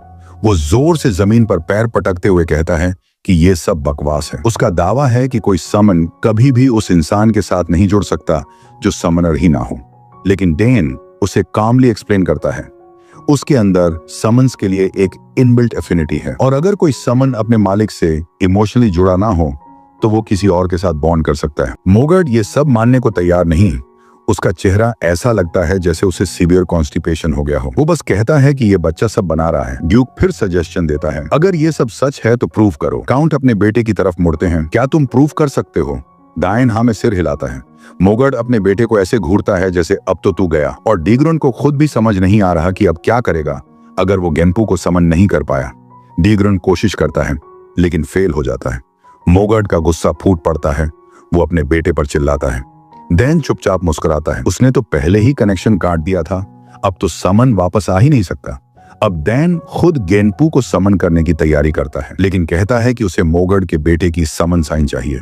डिग्रॉन को गुस्सा आ जाता है, तू मेरी साइन मांगने की हिम्मत कैसे कर सकता है? वो कुछ और बकवास करने ही वाला होता है कि काउंट उसे रोक देता है। तुम्हारी ही बातों के हिसाब से डैन साइन लेकर भी कुछ नहीं कर पाएगा, तो ट्राई करने दो। मोगर्ड के पास कोई और चारा नहीं, वो मजबूरी में डिग्रॉन को कहता है, दे दो। लड़का रोने के कगार पर होता है, लेकिन उसे साइन देना ही पड़ता है। डैन साइन हाथ में लेकर अपना काम शुरू करता है और बताता है कि हर समन साइन पर एक यूनिक कोड नेम होता है, इसलिए कोई और उसे यूज नहीं कर सकता। लेकिन गेनपू में उसका अपना माना भर चुका है, इसलिए साइन सिर्फ एक मीडियम है, कनेक्शन पहले ही बन चुका है। जैसे ही वो गेनपू को बुलाता है, गेनपू प्रकट होता है और डैन के गाल चाटने लगता है। काउंट और ड्यूक दोनों दंग रह जाते हैं। मोगर्ड और डिग्रॉन कांप रहे हैं, उनका झूठ पूरी तरह पकड़ा गया है। ड्यूक खुद सोचता है, क्या डैन स्पीयर फाइटिंग भी सीख रहा है? काउंट जवाब देता है कि हाँ, लेकिन वो खुद भी अपने बेटे की एबिलिटीज से पूरी तरह वाकिफ नहीं है। फैटी अब समझ चुका है, उसकी पूरी प्लानिंग उल्टी पड़ गई। काउंट अब उसकी तरफ मुड़ते हैं, तुम मानते हो कि डैन सच बोल रहा है? फैटी ऑकवर्ड हंसी में कहता है, शायद हमने गलती से समझ लिया कि डैन ने समन चुराई थी और मेरा बेटा, उसका इरादा डैन को मारने का नहीं था, है ना बेटे? डिग्रॉन कांपता हुआ सिर हिलाता है, हाँ, मैं बस उसे डराना चाहता था। डैन गुस्से में है, उसे पता है कि ये दोनों बस बचने की कोशिश कर रहे हैं। तभी अचानक एक लड़की एंट्री लेती है, सब चौंक जाते हैं, खासकर डैन, जिसे लेला को देखकर यकीन नहीं होता। वो आते ही कहती है, डिग्रॉन झूठ बोल रहा है। उसके पापा पूछते हैं, तुम यहाँ क्या कर रही हो? वो जवाब देती है, मैं बाहर टहल रही थी, तभी आपकी आवाज सुनी। फिर वो फैटी और काउंट को ग्रीट करती है। फैटी हड़बड़ाता है, उसे अंदाजा भी नहीं था कि ड्यूक की बेटी से यूं सामना हो जाएगा। काउंट सीधे मुद्दे पर आता है, तुमने कहा डिग्रॉन झूठ बोल रहा है? लेला पूरी कॉन्फिडेंस से कहती है, हाँ, मैंने इनकी बातें पहले ही सुन ली थी। डिग्रॉन की हालत और खराब हो जाती है, उसे पता है अब तो गेम ओवर है। लेला सारी बातें खुलकर बता देती है और डैन के चेहरे पर जीत की मुस्कान आ जाती है। थोड़ी देर बाद फैटी अपने बेटे से कहता है, काउंट से माफी मांग लो। डिग्रॉन बड़बड़ाता है, मैं गलत था। काउंट बीच में टोकते हैं, मुझसे नहीं, डैन से माफी मांगो। फैटी अपने बेटे को धक्का देता है, जल्दी माफी मांग। डिग्रॉन अजीब सा चेहरा बनाकर धीरे से कहता है, सॉरी। डैन को पता है ये माफी बस दिखावा है, लेकिन अपने पुराने एक्सपीरियंसेस को याद करके वो सोचता है इस बार बड़ा दिल दिखाना चाहिए। वो माफी एक्सेप्ट कर लेता है और डिग्रॉन तुरंत खुश हो जाता है। Thank you Dan. फैटी एक लंबी सांस लेता है, बच गए। ड्यूक भी सोचता है ये बच्चा वाकई खास है। काउंट आखिरी फैसला सुनाते हैं, अब जब डैन ने माफ कर दिया है तो मामला यहीं खत्म होता है। लेकिन याद रहे, मैं इसे ऐसे ही छोड़ने वाला नहीं था। डिग्रॉन ने जान से मारने की कोशिश की थी। फैटी फिर से पसीने पसीने हो जाता है, कुछ बोलने की कोशिश करता है, लेकिन काउंट उसे डांटते हुए कहता है, अब बस करो, अपना सामान उठाओ और अपने पूरे परिवार के साथ इस किले से निकल जाओ। फैटी का दिल बैठ जाता है, उसे पता है अगर अब वो निकाला गया तो उसकी इज्जत मिट्टी में मिल जाएगी। वो अचानक से काउंट का हाथ पकड़ लेता है और गिड़गिड़ाते हुए माफी मांगने लगता है। बोलता है कि जो भी सोग्रिस कहेंगे वो करने को तैयार है, बस इसे एक बार उसे माफ कर दें। लेकिन काउंट झटके से अपना हाथ छुड़ा लेता है और साफ कर देता है कि उसे उस मोटे आदमी की कोई जरूरत नहीं है। वो बोलता है कि थोड़ी देर में सैनिक आ जाएंगे और उसे औपचारिक रूप से बाहर ले जाया जाएगा। इतना कहकर वो अपने बेटे के साथ वहां से तेजी से निकल जाता है। पीछे छोड़ता है उस मोटे को जो अब भी रोते हुए माफी मांग रहा है। सोग्रिस ड्यूक थर्मियन से भी कहता है कि चलो अब निकलते हैं। ड्यूक तुरंत अपनी बेटी को बुलाते हैं और सब लोग वहां से चल पड़ते हैं। चलते चलते डेन मुड़कर पीछे देखता है और उसे एक अजीब सी तसल्ली महसूस होती है। आखिरकार ये सब गड़बड़ इन्होंने ही शुरू की थी, तो अब जब उसे सजा मिल रही है तो उसे देखकर थोड़ा सुकून तो बनता है। वैसे आज डायन ने एक बात जरूर सीखी कि जब उसके पापा गुस्से में आते हैं तो वो सच में डरावने लगते हैं। ड्यूक थर्मियन हंसते हुए पूछते हैं, क्या सच में तुमने मोगार्ड के उस बदतमीज बेटे को माना बुलेट से हराया था? डैन तुरंत हाँ में जवाब देता है। ड्यूक फिर उसकी तारीफ करने लगते हैं। तुम ना सिर्फ स्पीयर फाइट में अच्छे हो बल्कि समनिंग और मैजिक में भी कमाल हो। सच कहूं तो ऐसा टैलेंट शायद इतिहास में भी नहीं देखा होगा। काउंट सोग्रिस भी मुस्कुराते हैं और बड़े गर्व से कहते हैं, मुझे भी गर्व है कि मेरे पास ऐसा जबरदस्त बेटा है। डायन तो बस सारी तारीफें चुपचाप सोख कर रहा है और उधर लेला की हालत देखो, वो तो मान ही नहीं पा रही कि वो क्या सुन रही है। ड्यूक फिर कहते हैं, टैलेंट एक बात है लेकिन डैन की काल्मनेस भी कमाल है। ज्यादातर बच्चे लड़ाई के वक्त गुस्से में आ जाते हैं और अपनी बात पे अड़ जाते हैं, पर डायन ऐसा नहीं करता। काउंट सोग्रिस भी सहमति में सिर हिलाते हैं। अगर सब सही चला तो ये लड़का बड़ा होकर बहुत कुछ कर दिखाएगा। वो डायन के सिर पर प्यार से हाथ रखते हैं और कहते हैं, अभी कुछ भी कहना जल्दबाजी होगी, देखते हैं बड़ा होकर कैसा बनता है। फिर काउंट कहता है, वैसे इस बार की सारी सिचुएशन सही तरीके से हैंडल हुई, उसका सारा क्रेडिट लेला को जाता है। अगर उसकी गवाही ना होती तो शायद सब बुरा हो जाता। ड्यूक ये सुनकर थोड़ा हैरान हो जाते हैं। अरे तुम लोग लेला को इतनी रिस्पेक्ट से देखते हो, उन्हें तो तुरंत मौका मिल जाता है। और वो चालाकी से बोलते हैं, अगर काउंट साहब लेला को इतना पसंद करते हैं तो क्यों ना शादी की बात भी शुरू कर दी जाए। सोग्रिस चौंकते हैं और ड्यूक की नीयत साफ साफ पढ़ लेते हैं। फौरन बात बदलते हैं, वैसे भी सूरज ढलने ही वाला है, बैंक्वेट का टाइम हो गया है, मैं हाल में मिलूंगा। इतना कहकर काउंट वहां से तेजी से निकल जाते हैं। ड्यूक भी अपनी बेटी से कहते हैं, तुम आराम से आना डैन के साथ, मैं जरा काउंट से एक छोटी सी बात कर लूं। और वो भी काउंट के पीछे दौड़ पड़ते हैं। अब सिर्फ डैन और लेला बचे हैं। चलते चलते लेला डैन से पूछती है, ये समन्ड बीस्ट ने अपनी समनर की बात नहीं मानी और तुम्हारी बात कैसे मान ली? मैंने कैपिटल में बड़े बड़े समनर्स को देखा है पर ऐसा कभी नहीं हुआ। डैन थोड़ा कंधे उचकाकर कहता है, पता नहीं यार, बस ऐसे ही हो गया। लैला नाराज होकर मुंह फुला लेती है, तुम झूठ बोल रहे हो, मैंने तुम्हारी मदद की थी और अब तुम मुझसे सच नहीं कह रहे। लेकिन डैन बड़े आराम से बोलता है, अरे मैंने भी तो तुम्हारी हेल्प की थी ना, जब तुम सोर्ड फाइट सीख रही थी तब कौन था जो तुम्हें सिखा रहा था? लैला कुछ सेकंड सोचती है, फिर थोड़ा अनमने ढंग से मान लेती है, ठीक है तुम भी सही हो। डैन फिर कहता है, अब जब हमने एक दूसरे की हेल्प की है तो आगे भी कर सकते हैं, तुम्हें कुछ सीखना हो तो बेझिझक पूछ लो। लेला की आंखों में चमक आ जाती है, सच? तो फिर अभी सिखाओ ना। डैन चौंक जाता है, इतनी जल्दी क्या है, सीखना क्या चाहती हो? लेला तुरंत बोलती है, मुझे माना बुलेट चलाना सीखना है। डैन पूछता है, इतनी जल्दी क्यों सीखना है तुम्हें? लेला कहती है, मुझे जल्दी स्ट्रांग बनना है, कम से कम 2 महीना कोर्स तो बना लूं एकेडमी ज्वाइन करने से पहले। डैन थोड़े कंफ्यूजन में पड़ जाता है, इतनी जल्दी क्यों ग्रो करना चाहती हो, अभी तो तुम बहुत छोटी हो। लेला की आंखें थोड़ी उदास हो जाती हैं और वो सॉफ्टली कहती है, मम्मी के लिए उन्हें मुझसे बहुत उम्मीद है और अगर मैं स्ट्रांग बनूंगी तो वो प्राउड फील करेंगी। डैन को याद आता है, कुछ बड़ों को कहते सुना था कि काउंटेस थर्मियन बीमार हैं और बिस्तर से उठ नहीं पाती। अब तो लगता है डैन के पास कोई ऑप्शन नहीं बचा, उसे लेला की मदद करनी ही होगी। लेला खुशी से नाचने लगती है, यस, कल से ट्रेनिंग शुरू या फिर आज रात से ही शुरू कर लेते हैं, क्या पता मैं मेंशन में कितने दिन और रहूं। डैन मुस्कुराकर सिर हिलाता है, जब चाहे शुरू कर लो, बस एक बार मैजिक का फ्लो समझ में आ गया तो माना बुलेट सीखना आसान हो जाएगा। लेला फिर पूछती है, और तुम बदले में क्या चाहोगे? डैन चुप हो जाता है और उसकी चुप्पी ये साफ बता देती है कि जो वो मांगने वाला है वो इतना आसान नहीं होने वाला। अब सीन शिफ्ट होता है बैंक्वेट हॉल में। सारे मेहमान धीरे धीरे बातें कर रहे हैं, कानाफूसी चल रही है। सब यही कह रहे हैं, अरे सुना क्या, वो मोटा टायरन, उसे कैसल से बाहर निकाल दिया गया। क्यों, क्या किया उसने? कहाँ जा रहा है कि उसके बेटे ने यंग मास्टर डैन से पंगा लिया था और उल्टा सबक सीख कर आया। सभी लोग हंसने लगते हैं, बिल्ली बनकर आया था, शेर बनकर गया, किसी ने ये भी कहा। वैसे ये डैन साहब बड़े ही कमाल के समनर हैं, कोई बोला। इतना ही नहीं, सुना है ये मैजिक भी कर लेते हैं। सबकी नजरों में अब सोग्रिस फैमिली का स्टेटस बहुत ऊपर जा चुका है। तभी एक बड़ी मूंछों वाला आदमी डायन से हाथ मिलाता है। मैं हूँ बैरन ओपेंट, तुम्हें हमारे पूर्व वाले ओपेंट टेरिटरी के बारे में कुछ पता है? डायन आदर से सिर झुकाकर जवाब देता है, हाँ सर, सुना है वहाँ की ग्रिल्ड ट्राउट और सैफायर्स बहुत फेमस हैं। बैरन जोर से हंसते हैं, बिल्कुल सही, हमारी ट्राउट और सैफायर्स पूरे कॉन्टिनेंट में सबसे बेस्ट हैं। फिर वो अपनी बेटी को आगे धकेलते हैं। अरे मैं तुम्हें अपनी बेटी का इंट्रोडक्शन देना तो भूल ही गया। लड़की आगे आती है और मुस्कुराकर बोलती है, हाय, मैं हूँ Sylvia Opent, nice to meet you. डाइन थोड़े घबरा जाते हैं लेकिन पोलाइटली ग्रीट करते हैं, हाय, मैं डेन सोग्रिस। फिर सिल्विया पास आकर धीरे से फुसफुसाती है, सुना है तुम हाउस सोग्रिस के हेयर बनोगे? डैन कुछ हकलाकर कहता है, नहीं, मेरा मतलब आई डोंट नो। सिल्विया हंसकर बोलती है, अरे चलो एक्ट मत करो, सुना है तुम टैलेंटेड भी बहुत हो, तो अब से मैं तुम्हारे केयर में रहूंगी, और वैसे भी हो सकता है हम फ्यूचर में फैमिली बन जाएं। बस अब समझ आया कि डैन उसके सामने इतना नर्वस क्यों था। ये लड़की तो बिल्कुल डायरेक्ट है, जीरो हेजिटेशन।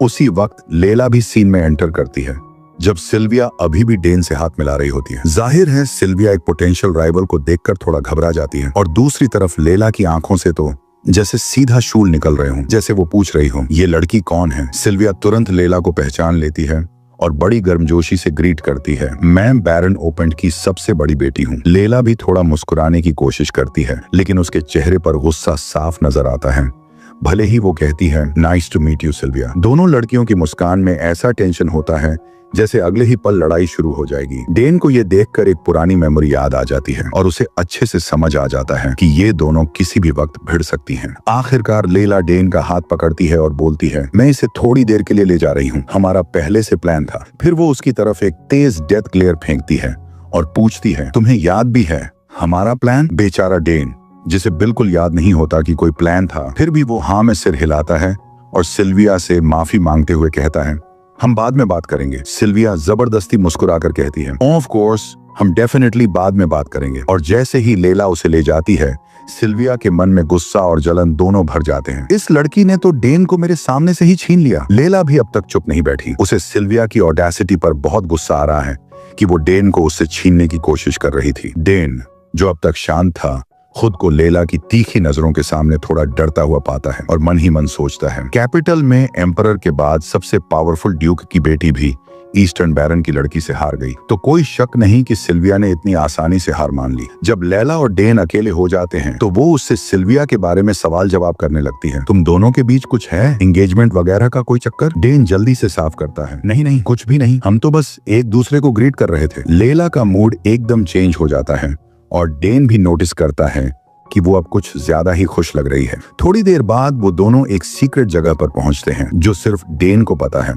और उसे पूरा कॉन्फिडेंस है कि वहां कोई उन्हें डिस्टर्ब नहीं करेगा। जैसे ही वो उस हिडन जगह पर पहुंचते हैं, लेला एक्साइटमेंट से डांस करने लगती है, वाओ, कितना ब्यूटीफुल प्लेस है, और साथ ही ये भी कहती है कि गुड थिंग, यहाँ अगर कुछ भी हो जाए तो किसी को पता नहीं चलेगा। डैन भी अग्री करता है, बिल्कुल, ये एक परफेक्ट जगह है ट्रेनिंग के लिए। और फिर वो पूछता है, तुमने कभी माना महसूस किया है? लेला बताती है कि थोड़ा बहुत किया है लेकिन अभी तक माना कोर नहीं बना पाई। वो कहती है कि उसने कई बार कोशिश की, जैसे सांस के जरिए माना अंदर लेना। डैन को ये सुनकर थोड़ी हैरानी होती है क्योंकि उसे बैटल फील्ड पर नेचुरली माना फील करना आया था। उसे ये देखकर भी ताज्जुब होता है कि एक ड्यूकल हाउस उसे इस तरह से सिखा रहा है। वो डिसाइड करता है कि पहले कुछ सिंपल से शुरू करते हैं। डैन कहता है, सबसे पहला स्टेप है, जो भी माना तुम अंदर ले रही हो उसे फील करना सीखो। लेला थोड़ा कंफ्यूज हो जाती है तो डैन समझाता है, अगर तुम्हें अपने शरीर से माना बाहर निकालना है तो पहले अंदर के माना पर कंट्रोल होना चाहिए, और इसका सबसे जरूरी हिस्सा है इमेजिनेशन। डैन उसे इंस्ट्रक्ट करता है कि अपनी आंखें बंद करो और इमेजिन करो कि तुम्हारे अंदर माना घूम रहा है। लेला कोशिश करती है लेकिन कुछ नहीं होता। उसके चेहरे से ही पता चल रहा था कि उसे इंस्ट्रक्शन समझ में नहीं आए। वो फिर ट्राई करती है लेकिन फिर भी कुछ नहीं होता।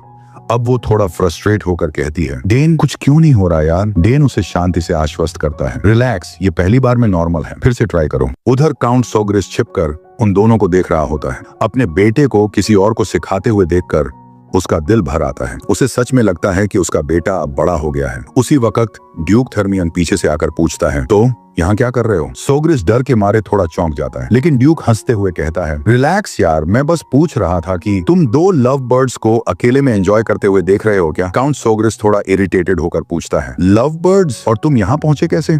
ड्यूक हंसता है। तुम्हारे जैसे छुपने में तो मैं मास्टर हूँ। आखिर मेरी वाइफ एम्पायर की लेजेंडरी असैसिन है। पूर सोग्रिस कुछ बोल ही नहीं पाता, बस ऑकवर्ड सा फील करता है। ड्यूक फिर मजाक करता है, अगर किले का मालिक ही दूसरों के पर्सनल अफेयर्स में झांकेगा तो लोग क्या कहेंगे। सोग्रिस थोड़ी नाराजगी से कहता है, मैं बस अपने बेटे को फॉलो कर रहा था। ड्यूक हंसते हुए कहता है, सेम हियर, मैं भी अपनी बेटी को ही फॉलो कर रहा हूँ। और अब दोनों पिताएं वहीं जमीन पर बैठकर ऐसे बिहेव करने लगते हैं जैसे किसी स्कूल के बाहर लड़की देखने आए हों। उधर डेन अपना डिमेंशनल पाउच खोलता है। लेला उसे देखकर एक्साइटेड हो जाती है। तुम्हारे पास ये ऑलरेडी है। डेन बताता है कि उसकी बड़ी बहन ने इसे उसके लिए बनाया और रिसेंटली गिफ्ट किया है। लेला थोड़ा सैड हो जाती है, मेरे भाई तो एकेडमी में जाते ही मुझे भूल गए। डेन फिर एक मिरर निकालता है और लेला पूछती है, ये मिरर क्यों? वो एक्सप्लेन करता है, कभी कभी खुद को देखकर इमेजिन करना आसान होता है इंस्टेड ऑफ सिर्फ माइंड में सोचने के। लेला मिरर के सामने खड़ी हो जाती है और फिर से मैजिक प्रैक्टिस शुरू करती है। इस बार वो बहुत सीरियसली कोशिश करती है।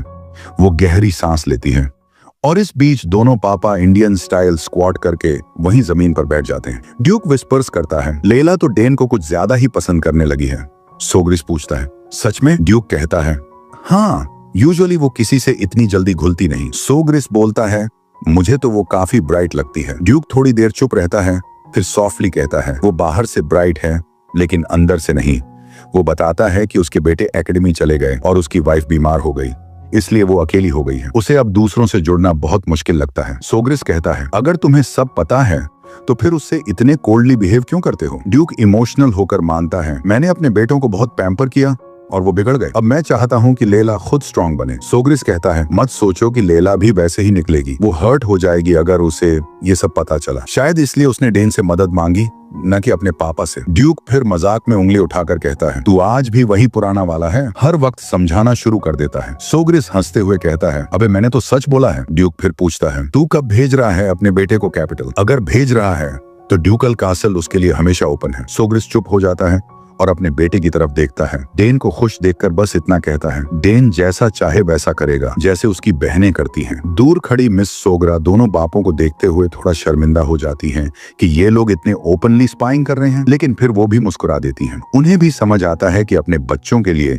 पेरेंट्स का प्यार कितनी अजीब पावर रखता है। वापस बच्चों की तरफ लेला कहती है, थैंक्स डेन, तुम सच में एक जीनियस हो। वो मानती है कि चाहे सब लोग उसे जीनियस कहें, लेकिन उसे लगता है कि वो उसकी तुलना में काफी कमजोर है। डेन बेफिक्री से इधर उधर देखता है ये चेक करने के लिए कि दोनों पिताजी चुपचाप जा चुके हैं या नहीं। फिर वो उसे आश्वस्त करता है, ये तो बस शुरुआत है, तुम भी जरूर और स्ट्रांग बनोगी। वो फिर उससे पूछती है, क्या तुम एकेडमी जा रहे हो? क्योंकि वहीं तो पूरे एम्पायर के सारे जीनियस इकट्ठा होते हैं। इस पर डेन कंधे उचकाते हुए कहता है, पता नहीं, मुझे नहीं लगता कि वहां जाने की जरूरत है। अकेले ट्रेन करके भी मैं काफी स्ट्रांग बन सकता हूँ। लड़की उसकी नैरो सोच पर गुस्सा हो जाती है और उसे डांटते हुए कहती है, एकेडमी जाना सिर्फ पढ़ाई के लिए नहीं होता, वहां से नोबल फैक्शन बनते हैं, कनेक्शंस बनते हैं। बचपन से ही डेन हैरान रह जाता है कि ये लड़की सिर्फ 7 साल की होते हुए भी कितनी समझदार है और उसे असली दुनिया की सच्चाई समझ आती है। वो फिर जवाब देता है, मुझे पता है ये सब, लेकिन अभी मेरा मन नहीं है जाने का।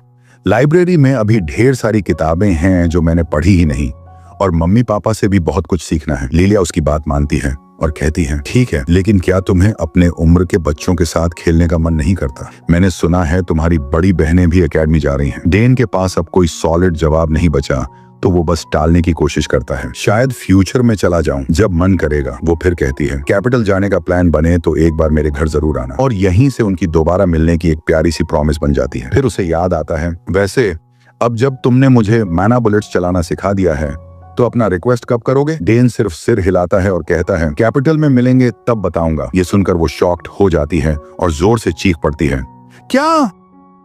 शायद उसे ये जानकर शौक लगा कि वो कैपिटल जाने की सोच रहा है। आखिरकार उसके जाने का दिन आ ही जाता है। जब लिलिया की कैरेज सड़क पर दूर जाती है तो डेन अपने हाथ में पकड़े हुए एक पत्थर जैसे ऑब्जेक्ट को देखता है जो उसे उसके फ्यूचर फादर इन लॉ ने दिया था। सीन फ्लैशबैक में चला जाता है जब ड्यूक ने वो ऑब्जेक्ट उसे दिया था। डेन ने पूछा, ये क्या है? तो फादर इन लॉ ने जवाब दिया, ये तुम्हारा बर्थडे प्रेजेंट है, उम्मीद है तुम्हें पसंद आएगा। वो आगे बताता है, हमारे थर्मियन हाउस के सिंबल्स हैं बदला, तलवार और लोहार। हमारे पूर्वज एक ब्लैकस्मिथ थे, उन्हीं की वजह से आज हमारा घराना पूरे एम्पायर में बेस्ट फोर्ज चलाता है, बल्कि पूरे कॉन्टिनेंट में सबसे बेहतरीन। थर्मायन की बनी वेपन्स ही एम्पायर की सुरक्षा करते हैं। ऑफ कोर्स डेन को यह सब पहले से पता था, क्योंकि उसकी पास्ट नॉलेज के हिसाब से इस फोर्ज में दुनिया का हर रेयर और मिलता है और हर तरह के मिस्टिकल वेपन्स और आर्टिफैक्ट्स यहाँ बनाए जाते हैं। ड्यूक फिर बताता है, अगर तुम ये इंसिग्निया फोर्ज में दिखाओगे तो वहां तुम्हारे लिए तुम्हारी पसंद का कोई भी वेपन तैयार किया जाएगा। तभी हमें पता चलता है कि वो पत्थर जैसा ऑब्जेक्ट असल में एक इंसिग्निया है, एक तरह का सर्टिफाइड चेक जो उस इंसान की स्किल और ऑनर को साबित करता है। काउंट सोग्रिस तो ये देखकर दंग रह जाता है कि ड्यूक इतनी रेयर चीज इतनी आसानी से दे रहा है, जिसे इंपीरियल फैमिली तक पाने के लिए तरसती है। ड्यूक सिर्फ डेन के सिर पर प्यार से हाथ फेरता है और कहता है, अच्छा बच्चा बनो और अपने पापा की मदद करो।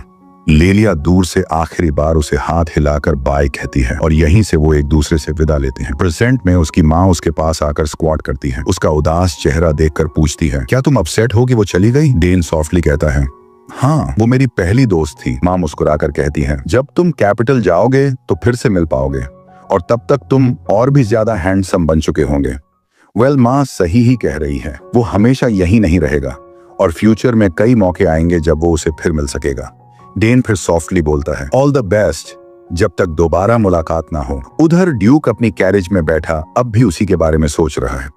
उसे ये अजीब लगता है कि हर बार जब वो डेन को देखता है तो उसे आर्जिरिक वॉरियर की याद आती है। वो वॉरियर जिसने कम उम्र में ही ट्रिपल क्लास वॉरियर की एबिलिटी दिखाई थी। ड्यूक को पूरा यकीन है अगर आर्जिरिक जिंदा होता तो आज ड्रेनिक एम्पायर का हेक्सा क्लास नाइट बन चुका होता। इसीलिए वो चाहता है कि जब डेन बड़ा और स्ट्रांग हो जाए तब वो उसे फिर से देखे। कुछ दिन बाद हम देखते हैं डेन अकेला बैठा है उसे आगे सामने।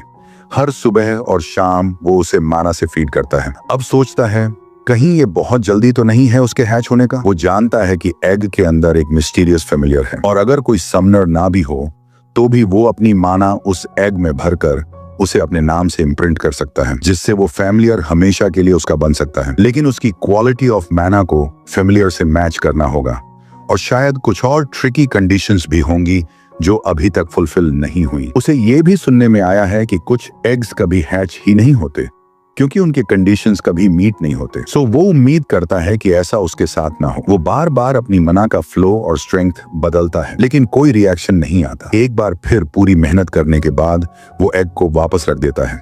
सोचता है शायद वो ज्यादा ग्रीडी हो गया था, एक बार में सक्सेस चाह रहा था।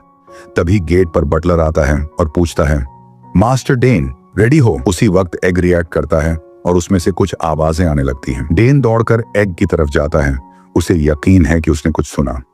बटलर भी तेजी से कमरे में घुसता है और पूछता है, ये आवाज कैसी थी? डेन कहता है, 1 मिनट रुको, पहले एग चेक कर लूं। लेकिन दोबारा वो डिसअपॉइंटमेंट फेस करता है। कोई बदलाव नजर नहीं आता। बटलर पूछता है, क्या एग ने कोई रिएक्शन दिया? डेन जवाब देता है, नहीं, शायद मुझे ही ऐसा लगा। फिर वो ट्रेनिंग हॉल जाता है और सोर्ड प्रैक्टिस शुरू करता है। बटलर उसकी परफेक्ट मूवमेंट्स देखकर खुश हो जाता है। ताली बजाते हुए पूछता है, ये सोर्ड्समैनशिप आपने कब सीखा यंग मास्टर? डेन कैजुअली कहता है, बस ऐसे ही सोर्ड घुमाने का मन किया। बटलर उसकी तारीफों के पुल बांध देता है, आप तो सच में जीनियस हो, सोर्ड में भी उतने ही टैलेंटेड हो। डेन तब सोचता है, स्पीयर सीखना मजेदार था लेकिन दिल तो हमेशा से सोर्ड की तरफ था। पापा की स्ट्रिक्ट निगरानी की वजह से कभी पकड़ ही नहीं पाया, लेकिन अच्छा है अब भी मेरी पकड़ उतनी ही स्ट्रांग है।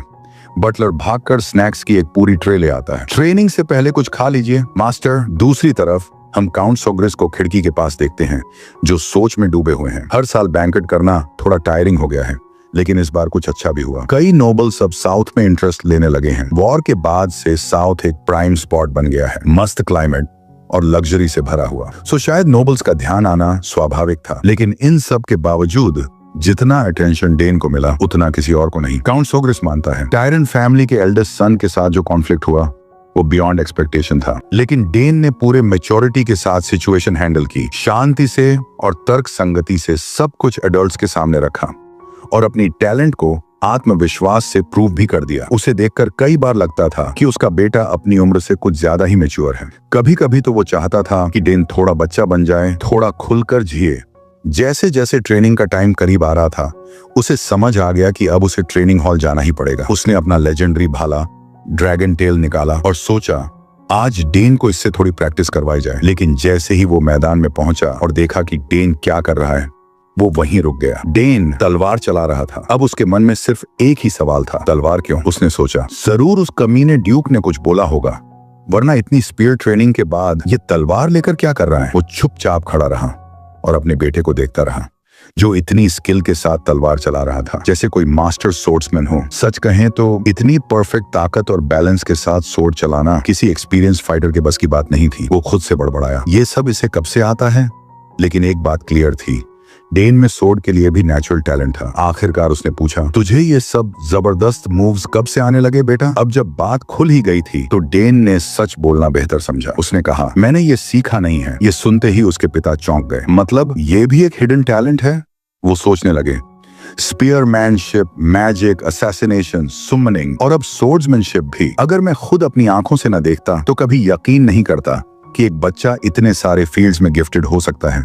फिर उन्होंने पूछा, बेटा क्या तुझे कभी दीवारों के बाहर की दुनिया देखने की इच्छा हुई है? डेन थोड़ी देर के लिए सोच में पड़ गया। डैड का मतलब क्या है? उन्होंने कहा, अगर तुझे बाहर की दुनिया एक्सप्लोर करनी है तो जा। मुझे लगता है ये देश तेरे टैलेंट के लिए बहुत छोटा है। अगर तू यहीं रहा तो खुद को बर्बाद करेगा। डेन की आंखों में हल्की सी उदासी आ गई। उसे समझ आ गया, अब उसके पिता भी उसे रोकना नहीं चाहते। उसने मुस्कुराकर कहा, हाँ पापा, मैं बाहर की दुनिया के बारे में जानना चाहता हूँ। उसके पिता भी मुस्कुरा दिए। तो ठीक है, अब तुझे असली दुनिया के लिए तैयार करना पड़ेगा। उन्होंने अपना भाला उसकी तरफ बढ़ाया। आज तेरे लिए कुछ खास लाया हूँ। डेन को देखते ही समझ आ गया, ये क्या है? उन्होंने कहा, याद है जब तू 1 साल का था तब ये भाला तुझसे रिएक्ट किया था? ये वही ड्रैगन टेल है। उन्होंने भाला उसके हाथ में दिया। ले, अब ये तेरा है। जैसे ही डेन ने भाला पकड़ा, उसके अंदर बिजली सी दौड़ गई। पिता हैरानी से बोले, इस बार तो पिछली बार से भी ज्यादा स्ट्रॉन्ग रिएक्शन हो रहा है। फिर बोले, जब तू बाहर जाएगा उससे पहले मैं चाहता हूँ कि तू इस भाले का मास्टर बन जाए। एक दिन ये तेरा होगा, लेकिन पहले तुझे इसे कैरी करने लायक बनना होगा। डेन ने कॉन्फिडेंटली कहा, मैं मेहनत करूंगा पापा, और आपकी टीचिंग्स को ऑनर करूंगा। बाद में अपने कमरे में बैठा हुआ डेन बस सोच रहा था। अब तक उसकी जिंदगी बस बैटलफील्ड रही थी। लड़ाई, कैंप सेट करना, हथियार साफ करना, बेस्वाद खाना और अगली जंग की तैयारी। उसे हमेशा लगा कि उसका अंत या तो जंग में होगा या जंग के बाद। लेकिन अब पहली बार उसके सामने एक नया रास्ता था, एक नॉर्मल जिंदगी का रास्ता। उसे नहीं पता था कि बाहर की दुनिया कैसी होगी, वो लोग कैसे होंगे, उसे अपनाएंगे या नहीं। लेकिन अब वो कहीं भी जा सकता है, कुछ भी कर सकता है। पहले तो वो यही चाहता था, यहीं रहे, घर के कंफर्ट में। लेकिन उसके पापा की बातों ने उसकी सोच बदल दी। अब वो रेडी है बाहर जाने के लिए। तभी उसकी माँ चुपचाप कमरे में आई। डेन चौंक गया। मॉम, आप कब आई? माँ हंसकर बोली, तू इतना खोया हुआ था, तुझे नॉक तक नहीं सुनाई दी। असली बात तो ये थी, उसने नॉक किया ही नहीं, प्योर असैसिन स्टाइल। फिर माँ ने पूछा, तू सच में बाहर की दुनिया एक्सप्लोर करना चाहता है? डेन ने सिर हिलाया। हाँ, पापा ने कहा था कि अगर मैं यहीं रहा तो मेरा टैलेंट बर्बाद हो जाएगा और मुझे भी अब बाहर की दुनिया जाननी है। वो माफी मांगने ही वाला था, लेकिन माँ ने उसे गले लगा लिया। माफी की कोई जरूरत नहीं बेटा, मुझे तुझ पर पूरा भरोसा है। डेन ने थोड़ा उदास होकर कहा, बहनें यहाँ नहीं हैं और मुझे डर भी लग रहा है बाहर जाने से। माँ मुस्कुराई। डर लगता है तो जा, यही करेज होता है। दुनिया तुझे ढूंढेगी, एक दिन तुझे अपनाएगी, बस तू खुद को सच्चा रखना। फिर वो बोली, काश तू और वक्त मेरे साथ बिता सकता, पर जा, कर वो सब जो तेरा दिल कहता है। डेन ने वादा किया, मैं आपको सब बताने के लिए वापस आऊंगा। माँ मुस्कुराई, और मैं तुझे सिखाऊंगी वो सब जो तुझे वहाँ काम आएगा। डेन ने पूछा, क्या सिखाओगी आप? माँ का चेहरा एक्साइटमेंट से भर गया। Assassin skills, tricks, tactics, secrets, सब कुछ। डेन हैरान था, यानी अभी से ट्रेनिंग शुरू? और माँ ने एकदम गंभीरता में कहा, तू बाहर जाने से पहले मेरी कंप्लीट ट्रेनिंग से गुजरेगा, समझा? और वहीं से शुरू हुआ असली चैलेंज, माँ के साथ सर्वाइवल ट्रेनिंग। वो वर्मिन की स्पीड से जूझ रहा था, क्योंकि वो उसके ही बराबर भाग रही थी। वो बड़ी सी रैट एकदम रुकी और अचानक पलटकर दोबारा अटैक करने को तैयार हो गई। इस बार उसने अपना लॉन्ग रेंज वेपन यूज किया। अपने मुंह से एक अजीब सी चीज थूकी जो सीधा डेन की तरफ आ रही थी। डेन ने बहुत ध्यान से इस सिचुएशन को एनालाइज किया। उसे ये नहीं पता था कि ये चीज क्या है, पर इतनी बात साफ थी, ये बहुत डेंजरस थी। उसने अपना भाला घुमाया और उस अटैक को बड़ी सफाई से न्यूट्रलाइज कर दिया। डेन ने दांत भींच ली, क्योंकि उसे पता था कि अब और टाइम वेस्ट नहीं किया जा सकता। डिफेंड करते रहने से उसका टाइम ही बर्बाद होगा। अब वक्त था टेबल टर्न करने का। उसके बॉडी के चारों ओर एक नीला ऑरा बनने लगा और उसकी नजर अपने टारगेट पर फिक्स हो गई। एक तेज और फ्यूरियस मूव चेन में उसने अपने स्पीयरमैन स्किल्स का दमदार प्रदर्शन किया। वो हवा में इतनी आसानी से मूव कर रहा था जैसे ग्रेविटी का उस पर कोई असर ही ना हो। और उसकी ट्रैकिंग एकदम फ्लॉलेस। नतीजा, रूसल्ट की गर्दन एक क्लीन कट में आधी कट गई। डेन ने पीछे मुड़कर भी नहीं देखा। वो बस वहां से निकला और अपनी मिशन की तरफ बढ़ गया। सूरज ढलते ढलते वो ट्रायल के एंड पॉइंट तक पहुंच चुका था। वो पूरी तरह से थका हुआ था, सांसें तेज थीं, उल्टी तक आ रही थी, पर कम से कम अब वो उस भयानक जंगल से बाहर था। अचानक उसे जंगल से एक डरावनी प्रेजेंस महसूस हुई। उसे लगा शायद अभी उसका टेस्ट खत्म नहीं हुआ। वो झट से उठ खड़ा हुआ और गार्ड डाउन करने पर पछता रहा था। जैसे ही वो उस प्रेजेंस से भिड़ने वाला था, वो रुक गया। वो कोई और नहीं, उसकी माँ लिली थी। लिली ने जानबूझकर अपनी प्रेजेंस रिवील की थी, ये देखने के लिए कि उसका बेटा कैसे रिएक्ट करेगा, और डेन ने ये टेस्ट पास कर लिया था। उसका टोटल फॉरेस्ट रन टाइम था 3 घंटे और 30 मिनट, जो लिली के खुद के रिकॉर्ड से भी तेज था। वो पूरे टाइम उसे छुप कर देख रही थी। आखिर माँ है, अपने बेटे को ऐसे खतरे में अकेला थोड़ी छोड़ती। लिली जानती थी कि उसका बेटा कितना टैलेंटेड है, लेकिन माँ का नजरिया थोड़ा अलग होता है। इस ट्रायल में जिसमें डेन ऑलमोस्ट परफेक्शन के साथ निकला, लिली को उसकी सर्वाइवल और अडेप्टेबिलिटी में कोई भी कमी नहीं दिखी। उसने डेन के गालों को प्यार से पकड़ा और बोली, इस स्पीड पे तो तुझे असैसिन के तौर पर रिक्रूट कर लिया जाएगा। उसकी सक्सेस को सेलिब्रेट करने के लिए लिली ने अपनी सबसे कीमती चीज निकाली, एम्पायर की ग्रेटेस्ट असैसिन का लेजेंडरी डैगर। उसने सोचा अब ये हथियार उसके बेटे को ज्यादा सूट करेगा। अब से डेन का होगा नाइट हॉर्न। लिली ने वो लेजेंडरी वेपन अपने बेटे को दे दिया, क्योंकि अब उसे इसकी जरूरत नहीं थी। नाइट हॉर्न बना था एक रेयर इथेरल ओर से, ऐसा मटेरियल जो किसी भी ऑब्जेक्ट के एलिमेंट को अब्सॉर्ब कर सकता था। अगर चाहे तो डेन इसमें दुनिया का हर जहर भर सकता है और उस जहर को मिक्स करके अपनी स्ट्रेंथ के लिए यूज भी कर सकता है। डेन ने दिल से मां को थैंक यू कहा और वादा किया कि वो नाइट हॉर्न को पूरी रिस्पेक्ट देगा, और इसी के साथ खत्म हुई उसकी आसन ट्रेनिंग। जैसे ही माँ बेटा वापसी के लिए तैयार हो रहे थे, तभी पास के जंगल से एक गटरल चीख सुनाई दी। वो उसी जंगल की गहराइयों से आ रही थी। उन्होंने सोचा चेक किया जाए। कट टू कुछ दिन बाद सॉग्रेस काउंटी के एनेक्स टावर के अंदर एक गेस्ट रूम में एक बूढ़ा आदमी चौंक कर उठा, खांसते हुए, चीखते हुए, लंबे सफेद बाल, दाढ़ी और पूरी तरह कंफ्यूज्ड। सांस लेने की कोशिश कर रहा था, पर मानो जान ही निकल रही हो। उसने इधर उधर देखा, एक लग्जरी रूम में था, पर उसे याद नहीं आ रहा था वो यहां कैसे आया। आखिरी चीज जो उसे याद थी, वो जंगल में एक मशरूम खा रहा था। तभी दरवाजा खुला और अंदर आया डेन पानी लेकर। उसने बोला, ज्यादा हिलिए मत सर, आप डिटॉक्स प्रोसेस में हैं। डेन ने बताया कि शायद उन्होंने गलती से रेड नोज पॉइजनस मशरूम खा लिया था। शुक्र है कि उस वक्त डेन और लिली ने उन्हें टाइमली ढूंढ लिया। बूढ़े को याद आया, हाँ, उसने वो मशरूम्स देखे थे, पर उसे क्या पता था कि वो इतने जहरीले होंगे। अगर वो दोनों थोड़ा और लेट आते तो शायद उसकी लाश सड़ रही होती। डेन ने उन्हें पानी दिया, समझ गया था कि वो बहुत प्यासे होंगे। उसने उनकी पूरी हालत ध्यान से ऑब्जर्व की। बूढ़े के पास एक बेल्ट थी जिस पर निक्सियन मैजिक टावर का इंसिग्निया बना था। मतलब ये कोई आम इंसान नहीं था। अगर नाइट हॉर्न उस जहर को अब्सॉर्ब ना करता तो ये आदमी कब का मर चुका होता। अब जब बूढ़ा थोड़ा काल्म हुआ, उसने पूछा, हम कहाँ हैं? डेन ने जवाब दिया, सॉग्रेस काउंटी के एनेक्स टावर में। उन्हें शायद सदर्न रीजन में रास्ता भटक गया था। जहर की वजह से कंफ्यूज्ड होकर वो दूर तक चले गए थे। डेन ने सलाह दी, थोड़ा आराम करिए, काउंट आपसे जल्द मिलने आएंगे। फिर उसने खुद को इंट्रोड्यूस किया, मैं काउंट सोग्रिस का सबसे छोटा बेटा हूँ, डेन सोग्रिस। बूढ़े की आंखें चमक उठी। एराबेला सोग्रिस? उसी परिवार से। एराबेला सोग्रिस, वो जीनियस जो पूरे एम्पायर के मैजिक टावर्स की नजरों में थी। डेन ने बताया, हमें जंगल में ये ट्रेनिंग के दौरान मिले थे, मैं और मेरी माँ। बूढ़े ने पानी थूकते थूकते रोका, तुम लोग उस पागल जंगल में ट्रेनिंग कर रहे थे? मैं 8 चेन मेज हूँ, फिर भी वहाँ अपनी मना की फ्लो ही बिगाड़ दी, पूरा बॉडी रैक हो गया। एंशिएंट माना, अनडिटेक्टेबल ट्रैप्स। उस जंगल में तो कोई मॉडर्न मेज सर्वाइव ही नहीं कर सकता। वो जंगल सोग्रिस फैमिली की टेरिटरी थी, मतलब किसी आउटसाइडर के लिए वो जगह एक मौत का जाल थी।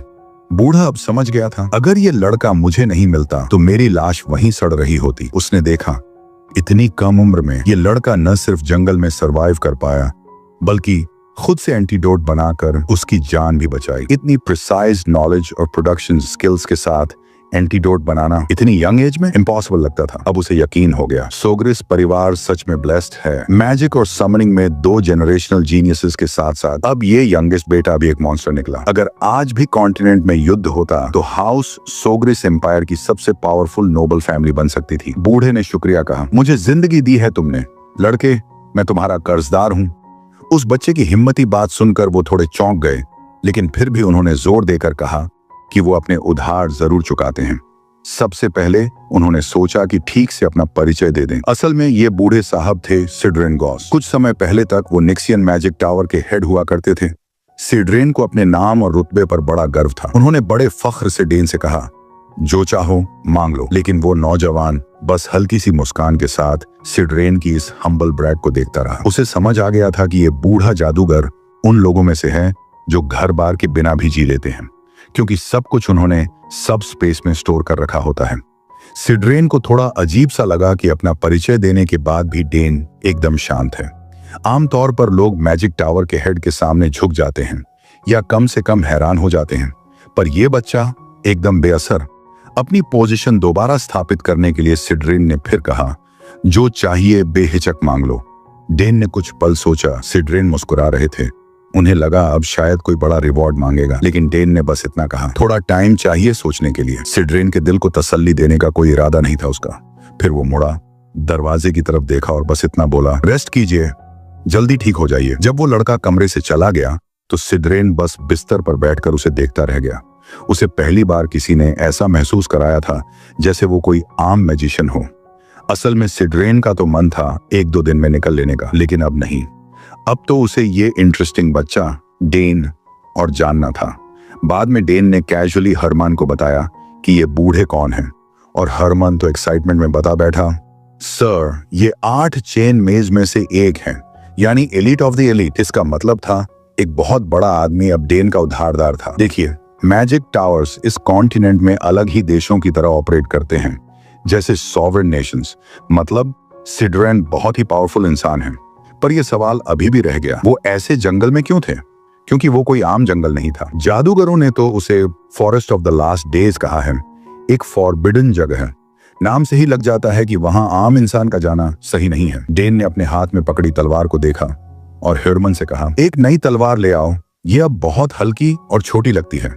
शुक्र है, काउंट बहुत सा युद्ध का सामान लेकर आए थे। उनके पास बहुत से हथियार थे। अब कल से डेन एक प्रॉपर लॉन्ग स्वॉर्ड से ट्रेनिंग शुरू कर सकता था। फिलहाल उसी हल्की तलवार से आज का सेशन पूरा कर लेगा। वैसे उसके पास ड्यूक थर्मियोन की दी हुई वो क्रेस्ट भी थी, एक तरह का फ्री कूपन कोई भी हथियार बनवाने का। अब तो उस दिन को 7 साल हो चुके थे। डेन उन दिनों को याद करता है बड़ी मोहब्बत से। अगर वो कभी कैपिटल गया तो सबसे पहले ड्यूक की टेरिटरी ही जाएगा। प्रैक्टिस के बाद उसे ट्रेनिंग हॉल के बाहर अपने पिता मिले। डेन को लगा था कि उनके कुछ बाहर के काम होंगे, लेकिन सरप्राइजिंगली वो जल्दी लौट आए थे। बाहर का काम जल्दी निपट गया था और अब काउंट सोग्रिस को जल्दी आना पड़ा, क्योंकि उनके गेस्ट रूम में मैजिक टावर का हेड रिकवर कर रहा था। वो चाहते थे कि सिड्रेन गॉस एराबेला की मदद करें। उसे एक अच्छे मास्टर की जरूरत थी। डेन भी सोच रहा था कि वो अपनी बहन की मदद के लिए सिड्रेन से बोले, लेकिन फिर सोचा, क्या वो बूढ़ा उस लड़की के मिजाज को झेल पाएगा? उसने सुना था एराबेला ने एक बार अपने सीनियर को सिर्फ इरिटेटिंग होने पर घूंसा मार दिया था। खैर, काउंट ने अपने बेटे की तारीफ की, तूने सही किया, किसी की जान बचाई। डेन ने बस अपना फर्ज निभाया था, पर यह फर्ज हर कोई नहीं निभा पाता। डेन अब एक बहुत शानदार नौजवान बन चुका था। साल दर साल काउंट के लिए अपनी बेटियों की झलक भी देखना मुश्किल होता जा रहा था। एराबेला ने अपनी लंबी सेमेस्टर खत्म कर ली थी और अब किसी मैजिक टावर को ज्वाइन करने की सोच रही थी। वहीं क्लेयर एक असिस्टेंट प्रोफेसर बन चुकी थी। ये होता है एक्स्ट्रॉर्डिनरी बच्चों की कीमत। सच है, क्लेयर और एराबेला दोनों कमाल की थीं, पर काउंट की उम्मीदें अपने इकलौते बेटे से भी कम नहीं थीं। वो अक्सर सोचते, ये दुनिया कैसे संभालेगी इतनी सारी खूबियों वाले इंसान को। उन्हें तो उस दिन का इंतजार था जब उनका रिवॉल्व बाउट थर्मियोन डेन की प्रोग्रेस देखेगा। रीइंकार्नेशन के इतने साल बाद भी ड्यूक थर्मियन से फिर तलवारें भिड़ाने की सोच में ही वो जोश भर आता है। वैसे लैला का क्या हाल है? उसका आखिरी खत 1 साल पहले आया था। कैपिटल जाते वक्त डेन उससे जरूर मिलेगा। कुछ दिन बाद सिड्रेन ने गेस्ट रूम में पड़े पड़े बोर हो जाना शुरू कर दिया। हालांकि अभी तक वो पूरी तरह से ठीक नहीं हुए थे। डॉक्टर ने साफ मना किया था, ना ज्यादा घूमो, ना मैजिक यूज करो। अभी तक उनकी बॉडी में जहर और मैजिक रिफ्लक्स पूरी तरह साफ नहीं हुआ था। अब उन्हें कुछ दिन और आराम करना ही होगा। उनके पास कोई और ऑप्शन भी नहीं था। कई साल हो गए थे बिना मैजिक के। थोड़ा अलग एक्सपीरियंस था उनके लिए, पर एक कमरे में बंद रहना वो बर्दाश्त नहीं कर सकते थे। इसलिए रास्ता ना जानते हुए भी एनेक्स में घूमने निकल गए। डॉक्टर को चिंता थी, ये बूढ़ा ट्रबल करेगा और भुगतना मुझे पड़ेगा। इन चंद दिनों में हाउसकीपर्स ने तो गॉसिप भी शुरू कर दी थी। कहने लगे जादूगर या तो जीनियस होते हैं या फिर पागल। कई मेड्स ने सिड्रेन को एनेक्स की हर मंजिल पर चक्कर लगाते देखा था। अब वो घंटों गार्डन में फूलों को निहारते रहते थे। कहा तो गया था कि ये कोई जबरदस्त मैजिशियन है, लेकिन जो दिखा वो तो बस एक एक्सेंट्रिक ओल्ड मैन ही था। मेड्स को अपनी लेडी अरबेला की चिंता हो रही थी, पर सिड्रेन सच में उस गार्डन की जादुई सुंदरता में खो गए थे। उन्हें अंदाजा नहीं था इस गार्डन में कितनी जबरदस्त मैजिक बसी है। तभी डेन वहां पहुंचा। पूरे घर में ढूंढने के बाद आखिर में वो गार्डन में मिले। सिड्रेन को ठीक होने तक इसी जगह में रहना पड़ेगा, शायद यही उनके लिए बेहतर है। अब तो समझ आता है इतने सारे नोबल लोग वेकेशन सीजन में साउथ क्यों आते हैं। डेन को साउथ बहुत पसंद है, पर अफसोस अब उसे यहां से जाना पड़ेगा। सिड्रेन ने कैजुअली पूछा, अब कहाँ जा रहे हो? डेन ने भी कैजुअली जवाब दिया, कैपिटल जा रहा हूँ। सिड्रेन ने सोचा शायद एकेडमी जा रहा होगा। आखिर उसकी दोनों बहनें वहां की स्टार्स हैं। हाउस ऑफ सोग्रिस की बेटियां तो कमाल की थी ही, पर सिड्रेन को अब ज्यादा क्यूरियोसिटी डेन को लेकर थी। तो उन्होंने अपनी आंखों में माना चैनल करके खुद देखने की सोची, और जो उन्होंने देखा वो हैरान कर देने वाला था। उस लड़के के शरीर में प्योर पावर का समुंदर बह रहा था। इतनी डेंस माना उन्होंने आज तक नहीं देखी थी। जहां आमतौर पर किसी जीनियस की शक्ति एक स्ट्रीम की तरह होती है, वहीं डेन एक रेजिंग रैपिड था जो अपने रास्ते की हर चीज को बहा ले जाए। इतनी यंग बॉडी में इतनी मैजिक आमतौर पर अनस्टेबल होती है, किसी भी वक्त फट सकती है, पर यहाँ सब कंट्रोल में था। और आखिर में डेन ने उस बूढ़े को टोका, बिना पूछे मेरी मैजिक क्यों चेक कर रहे थे? बिल्कुल बेहुदा हरकत थी, डेन ने साफ साफ कह दिया। सिड्रेन ने ऑकवर्डली अपनी प्रोबिंग रोक दी और उस लड़के की ऑब्जर्वेशन की तारीफ करते हुए माफी मांगी। शायद मैं थोड़ा थॉटलेस हो गया, लेकिन अंदर ही अंदर सिड्रेन अभी भी ये समझने की कोशिश कर रहा था कि इतना वाइल्ड माना कोई इंसान अपने अंदर कैसे कंटेन कर सकता है। आर्चमेज के इतने सालों के अनुभव में ऐसा कोई केस नहीं देखा था। डेन को समझ नहीं आया कि ये बूढ़ा ऐसे रिएक्ट क्यों कर रहा है। सिड्रेन का ध्यान अब क्वांटिटी और डेंसिटी से हटकर एक और शॉकिंग चीज पर गया। उस लड़के के पास मैजिक सर्कल ही नहीं था। इतनी रेयर माना डेंसिटी और तुम बस भाला घुमा रहे हो? वो प्रैक्टिकली चिल्ला पड़ा, तुमने कोर बना लिए, सर्कल नहीं। ये तो प्योर टैलेंट की बेइज्जती है। डेन थोड़े कंफ्यूज्ड हो गया, क्या मैं दोनों यूज नहीं कर सकता, कोर और सर्कल दोनों? इस पर सिड्रेन लिटरली अपना सर पकड़ के बैठ गया। तुम्हें पता है कि मैजिक सोर्समैन की लाइफ इतनी शॉर्ट क्यों होती है? उसने कहा, क्योंकि कोर और सर्कल एक दूसरे को इंटरफियर करते हैं। जब ये टकराते हैं तो सब बर्बाद हो जाता है। डेन को थोड़ा आइडिया था, लेकिन ये बात इतनी डेंजरस है ये नहीं पता था। सिड्रेन का मूड और खराब हो गया। इतनी दुनिया में सबसे बड़ी टैलेंट तुम हो और तुमने अपना रास्ता खुद ही बिगाड़ लिया। डेन ने थोड़े सोचते हुए पूछा, तो क्या बिना सर्कल के मैं मैजिक नहीं कर सकता? सिड्रेन ने बताया कि थियोरेटिकली तो पॉसिबल है, लेकिन प्रैक्टिकली इम्पॉसिबल लगता है। अब तक जितनों ने ट्राई किया है सब फेल हुए हैं। लेकिन ये सब सुनकर भी डेन का हौसला नहीं टूटा। मुझे लगता है मैं कर सकता हूं, उसने कहा, और उसने वहीं खड़े खड़े एक बेसिक मैजिक कोड को मैनिपुलेट करना शुरू कर दिया। हवा में रून्स और मैना को रीअरेंज करके उसने एक फायर स्पेल जनरेट कर दी। ब्लास्ट डिसेंट था। सिड्रेन की आंखें लिटरली फटी रह गईं। ये पॉसिबल हाई नहीं है, उसने धीरे से कहा। इतने सालों में किसी ने बिना सर्कल स्पेल नहीं किया और ये लड़का कैजुअली कर रहा था। डेन ने और मॉडिफाई करके अपने चारों ओर माना बैरियर बना लिया। एराबेला ने बोला था कि मेरी मैजिक एफिनिटी बहुत हाई है, शायद इसलिए पॉसिबल हो पा रहा है, डेन ने कैजुअली कहा। सिड्रेन तो लिटरल झटका खा गया। वो खुद एक आर्चमेज है, पर आज पहली बार उसको वो फीलिंग हुई जो आम लोग नोबल्स को देखकर फील करते हैं। वो विटनेस कर रहा था एक रियल वर्ल्ड शैटरिंग टैलेंट, और दूसरी तरफ डेन बस स्माइल कर रहा था। अरे चलो काम तो कर गया। सिड्रेन के पैरों में एक्साइटमेंट से कंपी आने लगी। Will you become my personal disciple? उसने ऑलमोस्ट चिल्लाते हुए पूछा। डेन थक चुका था उस बूढ़े के रिक्वेस्ट से, लेकिन सिड्रेन फिर भी नहीं रुका। तुमने 2 चेन स्पेल्स देखे हैं कभी? सिड्रेन ने पूछा। नहीं, डेन ने कहा, मैंने सिर्फ सिंगल चेन स्पेल देखे हैं। अगर तुम मेरे अंडर आए तो मैं तुम्हें 8 चेन मैजिक सिखाऊंगा, सिड्रेन ने बोस्ट करते हुए कहा। लेकिन फिर भी डेन ने पोलाइटली मना कर दिया। इसी बीच काउंट सोग्रिस आ गया और दोनों को हंसते हुए देखा। क्या चल रहा है यहाँ? डेन ने बिल्कुल साफ जवाब दिया, ये बुढ़ा बार बार मुझे अपना डिसाइपल बनाना चाह रहा है। सिड्रेन इस बार काउंट के सामने एकदम रिस्पेक्टफुली बोला, आपका बेटा फ्यूचर का सबसे ब्राइट मेज बन सकता है। उसने बिना सर्कल चेन मैजिक कर लिया है। काउंट सोग्रिस के लिए ये अनबिलीवेबल था। उसका बेटा बिना ट्रेनिंग के मैजिक स्पेल्स नेचुरली कास्ट कर रहा था। काउंट ने सिड्रेन की तारीफ की कि उसने तुरंत डेन की पोटेंशियल पहचान ली, लेकिन जब सिड्रेन ने कैजुअली कहा कि वो डेन को मैजिक सोर्ड्समैन बना देगा, काउंट का मूड बदल गया। Magic swordsman? नेवर! ऑर्चन गुस्से से गरज उठा। सिड्रेन बोला, तलवार और जादू परफेक्ट कॉम्बिनेशन है। अगर कुछ बना तो मैजिक स्पेयरमैन बनेगा। काउंट चीख पड़ा। डेन कॉर्नर में चुपचाप खड़ा रहा। सिड्रेन को अब जाकर समझ आया कि सोग्रिस परिवार कितना अजीब है। देखो, मेजेस के लिए डिसाइपल बनाना सिर्फ टीचिंग नहीं है, वो एक लेगेसी का हिस्सा होता है, एंशिएंट ट्रेडिशन। सिड्रेन किसी डिसाइपल की नहीं, अपने लाइफ्स वर्क के वारिस की तलाश में था। एक 8 चेन आर्च मेज इतना डेस्परेट था उसे अपना बनाना। ये देखकर डेन को अपने अंदर एक नई कॉन्फिडेंस महसूस हुई।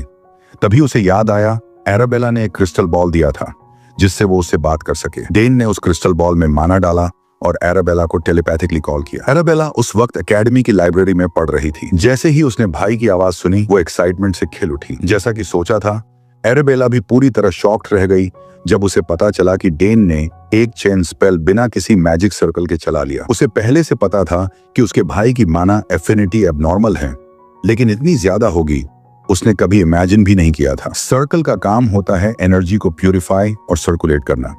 तो शायद डेन की माना पहले से ही इतनी प्योर है कि उसे रॉ ही इस्तेमाल किया जा सकता है। एराबेला ने डिसाइड किया कि वो एक माना स्टोन भेजेगी डेन के कमरे में मौजूद ट्रांसमिशन मशीन के जरिए, ताकि उसकी माना की प्योरिटी इंस्पेक्ट की जा सके। लकी है डेन कि उसके पास एराबेला जैसी सिस्टर है। आज वो एक 6 चेन मेज बन चुकी है और उसकी गाइडेंस डेन के लिए बहुत रियश्योरिंग रही है। एराबेला को लगा कि अब जब Den chain level magic use करने लगा है तो एकेडमी में अटेंशन मिलना तय है, जो कि डेन बिल्कुल नहीं चाहता। लेकिन ये तो यूनिवर्सल रूल है, सच्ची टैलेंट कभी छुप नहीं सकती।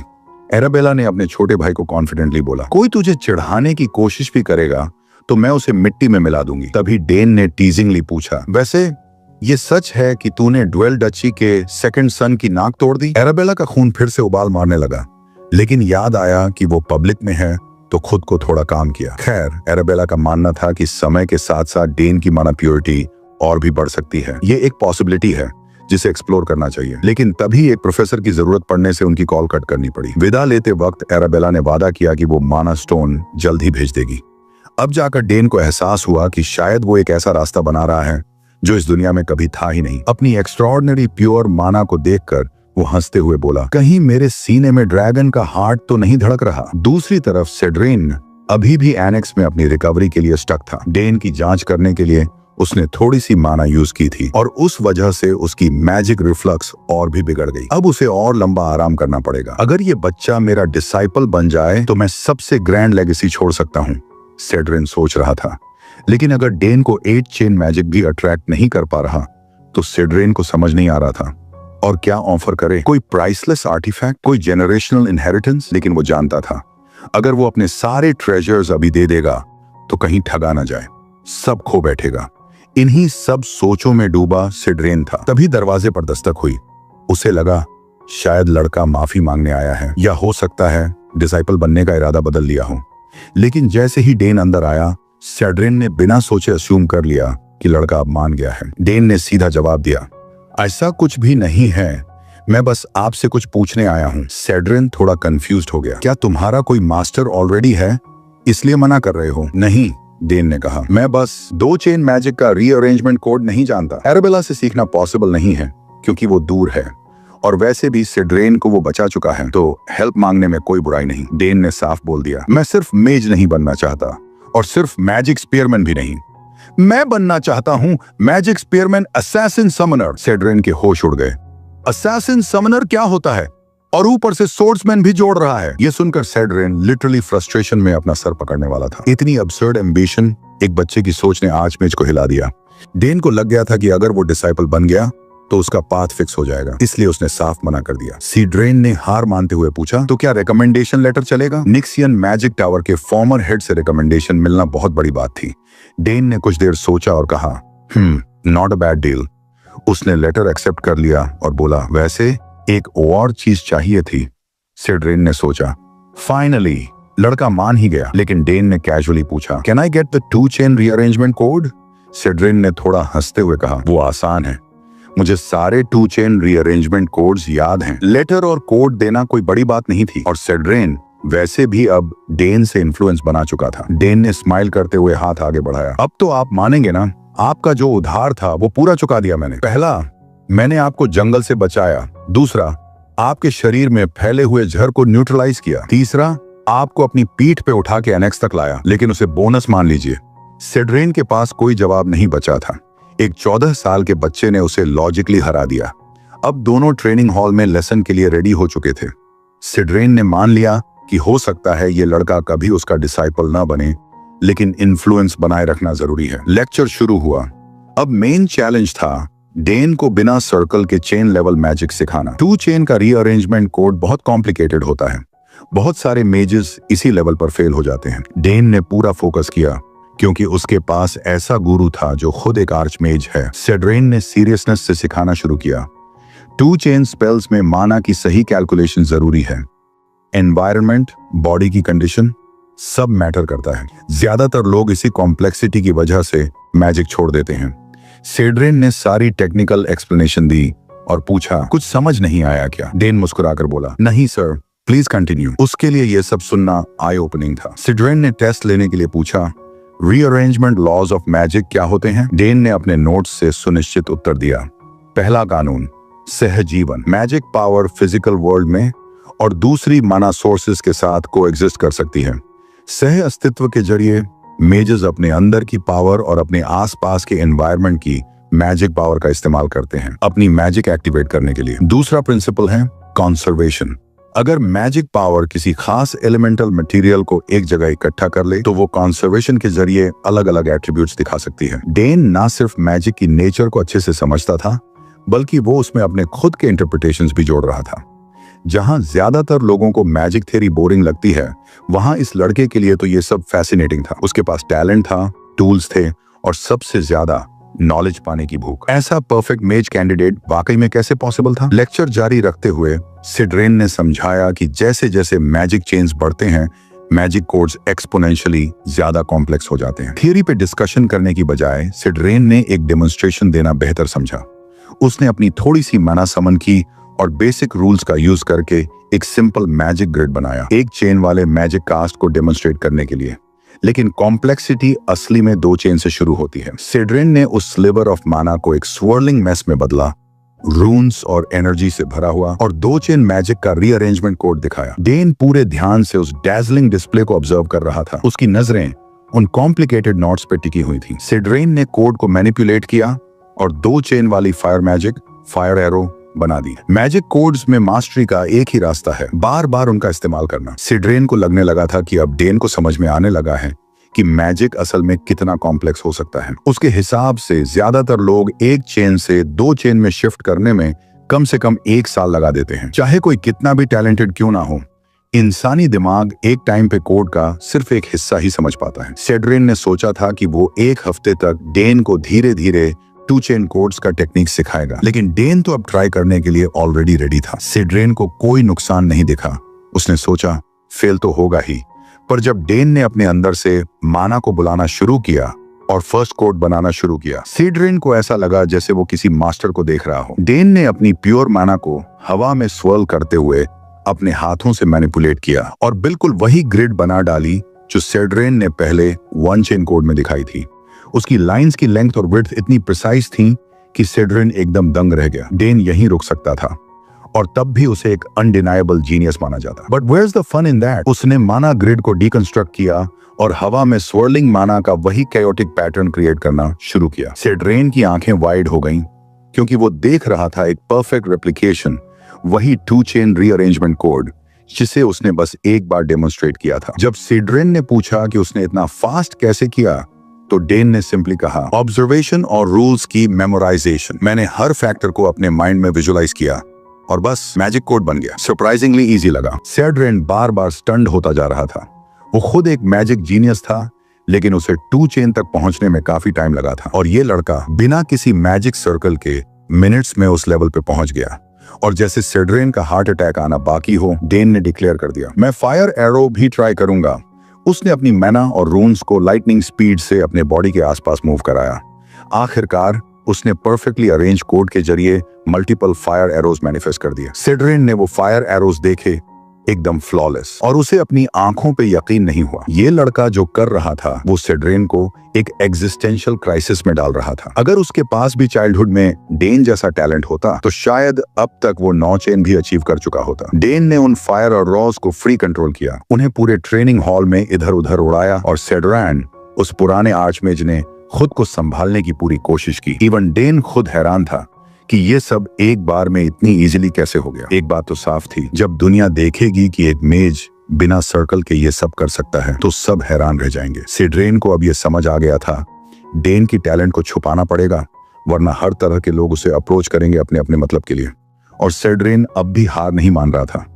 वो इस बच्चे को अपना डिसाइपल बनाना चाहता था। डेन ने जिस ईज से फर्स्ट कोड पिक किया, सिड्रेन को लगा अब हम आगे बढ़ सकते हैं और ज्यादा कोड सीख सकते हैं। लेकिन अब उसे थोड़ा सोच समझ के एकेडमी के लिए रिकमेंडेशन लेटर लिखना होगा। दिन के अंत में डेन अपने बिस्तर पे लेटा था, पूरे दिन की मैजिक लेसन को रिफ्लेक्ट करते हुए। उसने डिसाइड किया कि वो थ्योरी और प्रैक्टिस दोनों अच्छे से सीखेगा। अपनी पिछली जिंदगी को याद करते हुए उसे वो दिन याद आए जब उसे जबरदस्ती एक ऐसी लाइफ में धकेल दिया गया था जहां मैजिक सीखना तो दूर, जिंदा रहना ही एक चैलेंज था। उस टाइम पे उसे तलवार चलाने और अपनी जान बचाने से फुर्सत ही नहीं मिलती थी। उस जमाने में मैजिक का मतलब सिर्फ थ्योरी होता था, प्रैक्टिकल स्पेल कास्टिंग तो लग्जरी थी। पर इस जिंदगी में उसके पास समय है, रिसोर्सेस हैं और सबसे बड़ी बात टैलेंट है। अब वो एराबेला से सीखी हुई थ्योरी और अपने अंदर की नेचुरल एबिलिटी दोनों को कंबाइन कर सकता है। और अगर उसे सही गाइडेंस मिले तो उसका ग्रोथ लिटरली एक्सप्लोसिव हो सकता है। अब जब वो एक फॉर्मर टावर मास्टर से सीख रहा है, उसे एक्साइटेड होने से कोई नहीं रोक सकता कि आगे क्या क्या मैजिक वो सीखने वाला है। आधा महीना बीत चुका था। डेन अपने पापा के पास गया एक रिक्वेस्ट लेकर। उसने कहा कि उसे एक मैजिक रीएजेंट बनवाना है, पर उनके पास रिक्वायर्ड मटेरियल्स नहीं थे, तो उसे टेरिटरी के बाहर जाना पड़ेगा। काउंट सोग्रेस अपने बेटे की प्रोग्रेस देखकर थोड़े हैरान थे, लेकिन सिड्रेन ने उसकी साइड ली और काउंट को अश्योर्ड किया कि डेन अब रेडी है, क्योंकि वो ऑलरेडी 4 रीअरेंजमेंट कोड्स मास्टर कर चुका है। जहां नॉर्मल जीनियसेस को एक कोड सीखने में महीना लगता है, वहां इस लड़के ने 4 सीख लिए। काउंट सोग्रेस को पता था कि मैजिक रिएजेंट्स मिलना मुश्किल होता है और डेन को उसके बारे में नॉलेज भी अपनी फैमिली की मैजिक लाइब्रेरी से ही मिला था। सिड्रेन को अब पूरा यकीन हो गया था कि ये बच्चा बाकियों से अलग है। वो तो इस बात से भी खुश था कि डेन को मैजिक रिएजेंट जैसी बोरिंग चीज में भी इंटरेस्ट है। आखिरकार काउंट ने परमिशन दे दी, ये सोचते हुए कि ये जर्नी उसके बेटे के लिए एक वैल्यूएबल अनुभव होगी। टेरिटरी के बाहर जाकर डेन को अपने ही इलाके को एक्सप्लोर करने का मौका भी मिल जाएगा। डेन ने अपने पिता को थैंक यू कहा उन पर ट्रस्ट दिखाने के लिए। इस छोटी सी जर्नी में सिड्रेन और हरमन भी उसके साथ थे। टेरिटरी के आउटर रीजन्स में भी लोग उसे देखकर रिस्पेक्टफुल बातें कर रहे थे। डेन ने भी उनको वही वार्मथ और मुस्कान से जवाब दिया। इस जर्नी में सिड्रेन को भी महसूस हुआ कि काउंट सोग्रेस एक जेन्युइनली अच्छे लॉर्ड हैं, क्योंकि उनके लोग इतने खुश थे। साउथ में सच में बहुत कुछ है, टेस्टी स्नैक्स, ऑसम वेदर और दिल से अच्छे लोग। कैपिटल में ऐसा नजारा बहुत रेयरली देखने को मिलता है। शायद इसीलिए डेन को ये जगह इतनी पसंद है। उनकी छोटी सी कैरावैन आउटस्कर्ट्स में मैजिक सप्लाई शॉप तक पहुंचने की कोशिश कर रही थी। डेन कभी उस शॉप में नहीं गया था, तो उसने हरमन को रास्ता दिखाने के लिए कहा। तीनों ने पेस तेज किया और जल्दी ही डेस्टिनेशन तक पहुंच गए।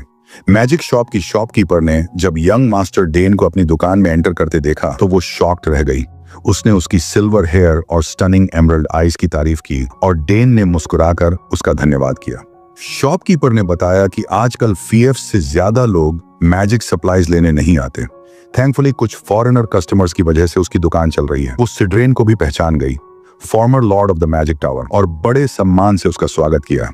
अब सिड्रेन का मूड और अच्छा हो गया। आखिरकार किसी ने उसे पहचाना था। शॉपकीपर ने दोनों को इनवाइट किया कि वो आराम से पूरे सामान को देख सकते हैं और अगर कुछ चाहिए हो तो बस आवाज दे दें। क्योंकि ये डेन का पहली बार था किसी मैजिक शॉप में, सिड्रेन ने उसे कहा जितना मन करे एक्सप्लोर कर। खुद सिड्रेन तो शॉपकीपर के साथ बातों में बिजी हो गया। इसके साथ ये पार्ट खत्म होता है। अगर आपको वीडियो देखकर मजा आया तो चैनल को सब्सक्राइब करें, वीडियो को लाइक करें और अपने दोस्तों के साथ ये वीडियो शेयर कर दें।